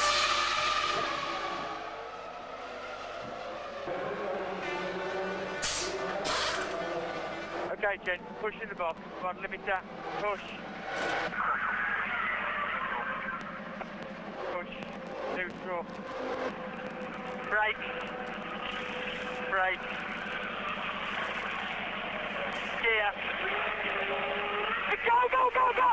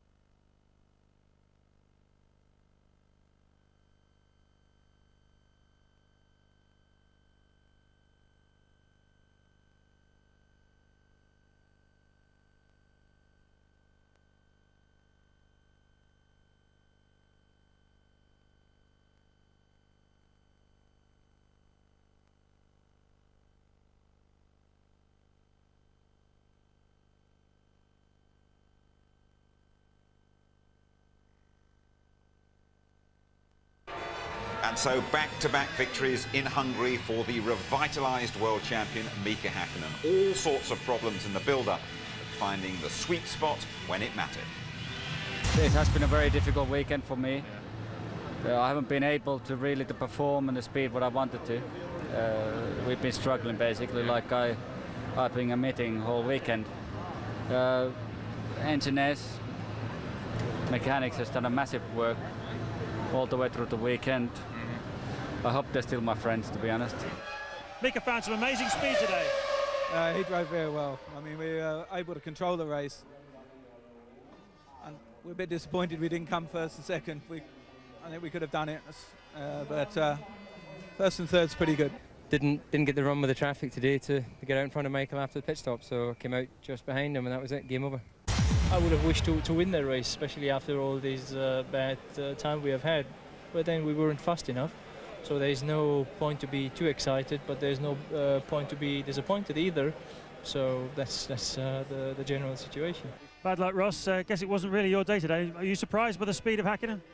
A little bit, yes. Yeah, I mean at the beginning, but Michael was being very cautious with the tyres. Obviously, we had a bad experience at Magny-Cours, and with it being so hot today, we didn't want to get the tyres too hot, so we were being fairly cautious. I spoke to him in the first stint and he was happy with the car, and once it became clear it would be difficult to beat Mika, the focus then was to stay in front of David, which we did. Ralph, once again best of the race. That's kind of becoming Williams' spot, isn't it? Well, it sounded a bit different the last few races, but yeah, it looks like it at the moment, and we are very happy about it, obviously. A bit disappointing, really, because I was in 7th position behind Frentzen. We had a chance of getting some points, and Cal was working well. I think we didn't have the best traffic in the world. I think, but that was a problem for everyone. I think we were quick today, but we just once we had the fuel problem, we lost fuel pressure, so I had to come in early at the first stop, and then I had to do the rest of the race with a lot more fuel to try and stop the pickup problem we had, so that cost us speed as well through the race. So I think we've yet to do a good race. It's simple as that. You know, we've yet to make a good start, good qualifying, good start, good race, good stops the whole way through, and that's why we don't have any points. One race is behind. You know, we have still many races in front of us, and next Grand Prix could be different again. But I'm feeling comfortable, I'm feeling confident. Thing is behind me 100%, and behind the David, of course. So we are strong. 5 to go then. Häkkinen out front for the first time. 32 points in the last 4 races. Take him a couple clear of Michael Schumacher and 6 ahead of Coulthard. Barrichello effectively out of the title race. Ralf Schumacher moving a couple of points closer to Fisichella. McLaren with 14 points scored today, overtaking Ferrari, desperately close between the heavyweights. Ralf Schumacher keeping Williams third, and Frentzen takes Jordan up alongside the non-scoring BAR. Now then, Tony Jardine, we talked a lot about the importance of the start. Mika Häkkinen was away and there was no catching him. It literally launched him into the lead and the victory that he wanted, and denying Ferrari and Michael Schumacher of a victory that was so important to them with just 2 points between them. Look at this here, an incredible amount of wheel spin for David Coulthard. He's having to struggle there with Ralf Schumacher on his inside. But look at this, look where Häkkinen is, right on the inside, and he just squeezes past Michael Schumacher to take the lead. But he's come from third on the grid. Admittedly, he was on the grippier side on the racing line. And there's Coulthard fighting with Ralf Schumacher as well. It was a brilliant start by Häkkinen. Schumacher a bit tentative there, perhaps? I think he was. He said before the race, I've got to finish this one. So it was obviously in his mind that he'd only done 700 metres in the last 2 races. I've got to get through. So rather than be brave, he held off and gave Häkkinen some space. That's not like Schumacher, is it? Not at all. It looks as though Jenson Button and Giancarlo Fisichella could well be teammates at Benetton next season. Came a bit too close for comfort round here today. So says Murray. Murray says that he's already signed. There may be some too. Difficulties with Montoya yet. We shall find out. But yeah, I mean, Jenson Button again really, really impressed, because this is a difficult circuit to come to for the first time. Long corners, difficult to see the apexes, blind brows. But Fisichella in front of him, when they were fighting for 7th place, was having problems with his brake balance. And you see him running wide here, getting the car out of shape and actually spinning. Jenson's already wide there as well, quite well offline, and nearly collects the Italian. While all that is happening, Eddie Irvine in the Jaguar nips through into 7th place. But lightning reactions from the young 20-year-old there. After his first victory, the first victory of his career at Hockenheim, we wondered if things might change for Rubens Barrichello at Ferrari, but when it comes to it, as we saw right behind us, and Mr. Schumacher is still very much the governor there. Oh, indeed. And they may well have been on different strategies, and the fact is that Barrichello was going to stop in 1 or 2 laps after that, but Schumacher had had his pit stop and he dropped to 5th place at this point, so you can imagine the radio going off inside Barrichello's car there. Let him through, let him through. That's team orders. He doesn't have a chance. He's going to have to do as he's told, especially now that Schumacher is 2 points behind in the World Championship race. Now, David Coulthard lost crucial time when he was held up by Marc Genet, and we saw that in the pit stop. He was desperate to get out ahead of Michael Schumacher, and he couldn't quite manage it. No, but it was a superb pit stop. It was very, very close indeed. Michael Negline, the chief mechanic for McLaren, and all the McLaren guys, look at that, 6.6 superb stop. Now then we were waiting to see down the pit straight. Where was Michael Schumacher? There he was, touch and go. Could David Coulthard get out? Not quite, just a whisker in it there. And of course that brought him, with that superb pit stop, right up behind Michael Schumacher, challenging for the 2nd place. David knows that he wanted those 6 points, but there was no way past. As close as he could get, then sucking in all that dirty air and eating the dust and stones from Michael Schumacher. He had to settle for 3rd place, but Genet caused that. What a contrast this weekend for Mika Häkkinen. Gloomy, miserable, worried on qualifying day. What a difference Everything. today. Well, the body language said it. This is after he'd taken this first draconian setup and just tried it. He came in and he was talking to Adrian Newey there. So look, you know, this isn't working. They kept changing the car during qualifying. They even made a change on the grid to that car. And look at him now smiling. And his trainer there giving him the old bucket treatment. In the old days, of course, that would have been full of ice as well. You know, these namby-pamby drives. That probably was warm water, you know. Thanks, Tony. Here is your complete Hungarian rundown. Hakkinen assured of P1 from the first corner. Michael Schumacher really outpaced by the McLaren. Coulthard just can't win round this place. Barrichello fourth, Ralf Schumacher fifth for Williams, Frentzen getting a point for Jordan. Then Trulli, the only one stopper. Irvine taking full advantage of Button's engine problems. Salo, the other Finn, in the top 10. Wirtz, the lone Benetton finisher. Villeneuve, he lost his nose cone on the first lap. Verstappen 13th, the arrows couldn't profit here. Then Zonta, the BAR's always struggling for grip. Genet, Coulthard's roadblock, 15th. De La Rosa, he tangled with Villeneuve and he was the last finisher. Mazzacani's engine, that blew late on, a faulty gearbox ended Herbert's race. Diniz, he went with engine failure. Fisichella's brakes finished him on lap 31 and the Prosts were the first to go. So then, just looking ahead, those are the races to come. Belgium, Italy, the USA, Japan and Malaysia. And tonight, the bookmakers, Ladbrokes, have altered their thinking on who will win the World Championship. Hakkinen, favourite for the first time, 11-10. Michael Schumacher, 6-4. They'll give you 3-1 Coulthard. Barrichello out of it at 80s. Be sure to join us in a couple of weeks' time at Spa then. The full ITV weekend service, qualifying live 11:30 on the Saturday. A 1-2 for the McLarens there last year, remember. The race live from 12:15. Highlights at 11:25. The world champion Mika Hakkinen has shown brilliant form here. He is hungrier than ever to win again. Good night.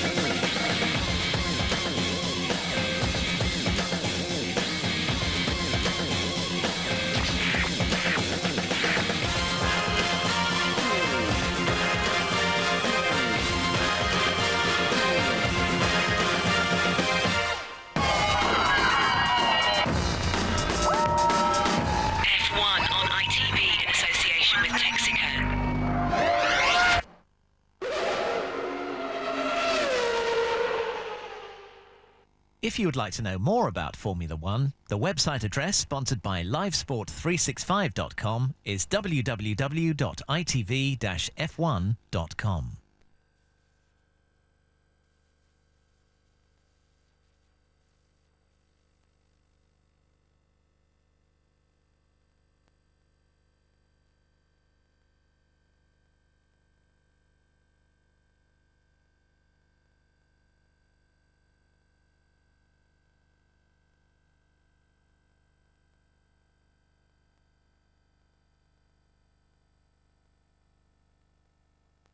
For Williams next season, according to sources close to the team, Williams will announce tomorrow they're giving Button a 2-year break from his contract.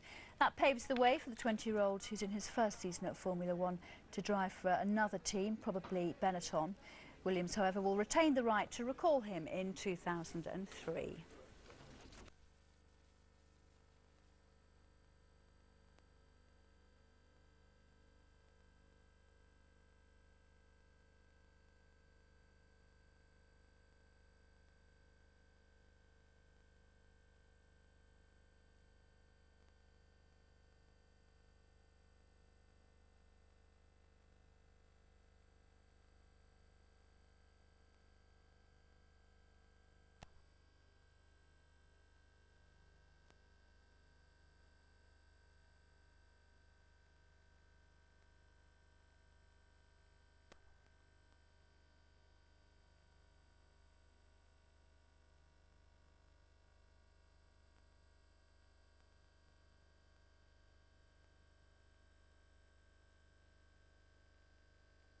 Sport and news from one of Formula One's brightest buttons, Jenson Button, that is, the 20-year-old Brit having agreed to a move from Williams to Benetton next season for a 2-year loan period.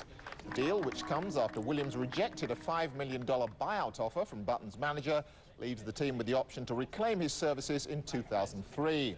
It also paves the way for Williams to lure Colombia's Juan Pablo Montoya from kart racing as the partner for Ralf Schumacher next season.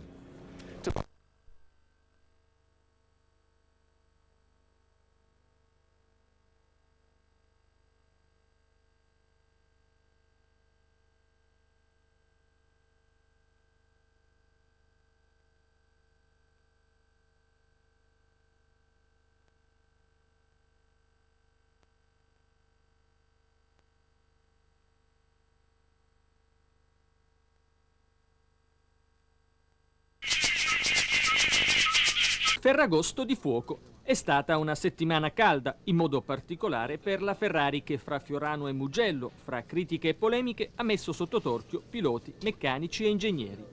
Necessario ritrovare forze e idee per tornare in vetta alle classifiche mondiali. Uno svantaggio minimo di soli 2 punti in altre circostanze non ci avrebbe colpito così tanto, ma aver subito il sorpasso dopo aver avuto 24 punti di vantaggio ci mette in uno stato d'animo diverso. Eppure questa è la realtà. L'unico atteggiamento positivo è ritrovare la concentrazione e la motivazione per reagire. E allora giù a provare di tutto. A iniziare dalle partenze, tallone d'Achille di Schumi, che per alcuni affetto oramai da sindrome da semaforo verde, riesce a bruciare così le brillanti prestazioni e le pole position del sabato. Non è vero che siamo partiti male a Budapest, piuttosto bisogna riconoscere che Häkkinen è scattato in modo strabiliante. Sono certo però che non ha sfruttato sistemi elettronici irregolari. Nessuno può permettersi irregolarità, tantomeno noi che abbiamo alle spalle il gruppo Fiat.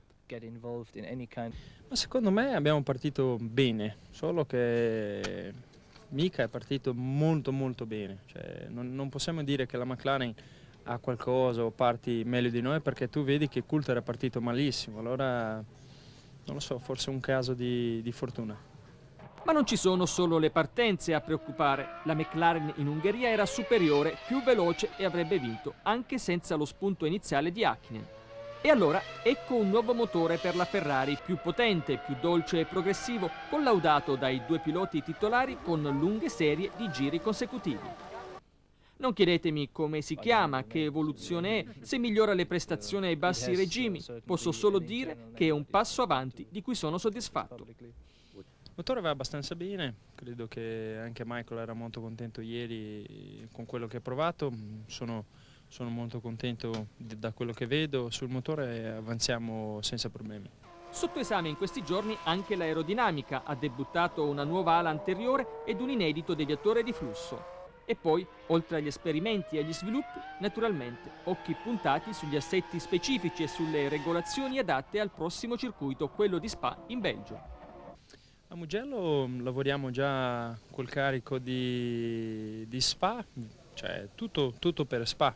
È una pista, Mugello si assomiglia molto a Spa, allora sicuramente è un buon lavoro, anche perché c'è molto caldo, lavoriamo al bilancio della macchina, lavoriamo a vedere se riusciamo a migliorare tutti i piccoli problemi.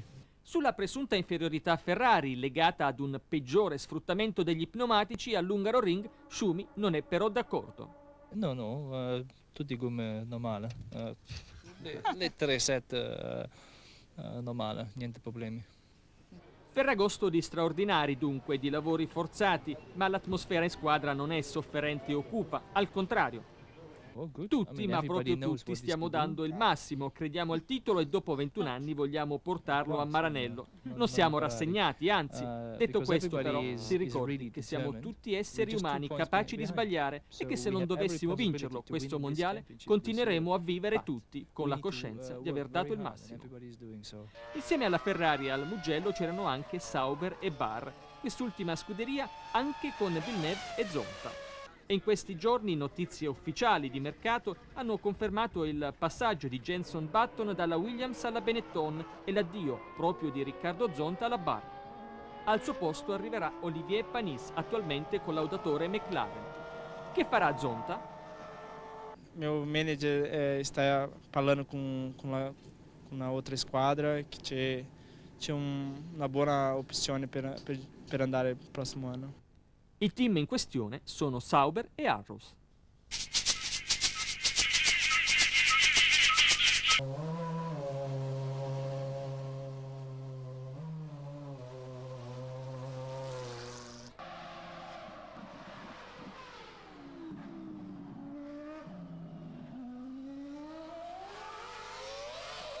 Ringrazio Monza di aver fatto questa mossa perché secondo me c'è 2 cose molto importanti. La prima è per lo spettacolo, che secondo me adesso si potrà veramente fare i sorpassi alla prima variante. Il secondo è per la sicurezza, in caso di qualcosa che si rompe si può andare dritto senza sbattere su niente. questo non vuol dire poco quando si va a 350 all'ora. Non c'è più l'obbligo di saltare i cordoli e dunque c'è più da guidare. Secondo me è meglio. Tutti sanno che la curva è veramente lenta, che prima c'è chi pensava di poter saltare per guadagnare 2 o 3 posizioni. Tutto ok per Alesi anche alla seconda variante. Anche lì è meglio perché non si può saltare come prima. Io ero al contrario a queste chicane, mezzo chicane, che proprio se tu saltavi dritto tenendo forte il volante era più veloce ma molto pericoloso perché poteva spaccare una sospensione. Il pilota transalpino così si è espresso sui 500 metri di asfalto drenante steso sempre alla prima variante. I tecnici dell'asfalto devono guardare e valutarsi dopo tanti giri di Formula 1 reggi bene sulle temperature alte, perché sicuramente sul bagnazzo sarà 100 volte meglio. Ed ora la classifica piloti dopo il Gran Premio d'Ungheria. Al primo posto Mika Häkkinen, 64 punti su McLaren. Al secondo posto Michael Schumacher, 62 punti su Ferrari. Terzo David Coulthard, 58 punti su McLaren. Quarto Rubens Barrichello, Ferrari, 49 punti. Quindi al quinto posto Giancarlo Fisichella, 18 punti su Benetton. Sesto Ralf Schumacher, 16 punti su Williams. Settimo Villeneuve, 11 punti su Barr. Ottavo invece James Button su Williams, 8 punti. Nono Jarno Trulli, 6 punti su Jordan. Decimo Mika Salo, 6 punti su Sauber. Undicesimo Frentzen, 6 punti su Jordan. Dodicesimo Irvine, 3 punti su Jaguar. Tredicesimo Verstappen, 2 punti su Arrows. Al 14° posto Pedro Della Rosa, 2 punti su Arrows anche lui. 15° Zonta, 1 punto su Barr. La classifica costruttori: al primo posto la McLaren, 112 punti. Seconda la Ferrari con 111 punti. Terza invece la Williams, 24 punti. Al quarto posto troviamo la Benetton, 18 punti. Quinta la Barr, 12 punti, così come al sesto posto la Jordan, sempre 12 punti. Settima la Sauber, 6 punti. Ottava la Arrows, 4 punti. E nona la Jaguar con 3 punti.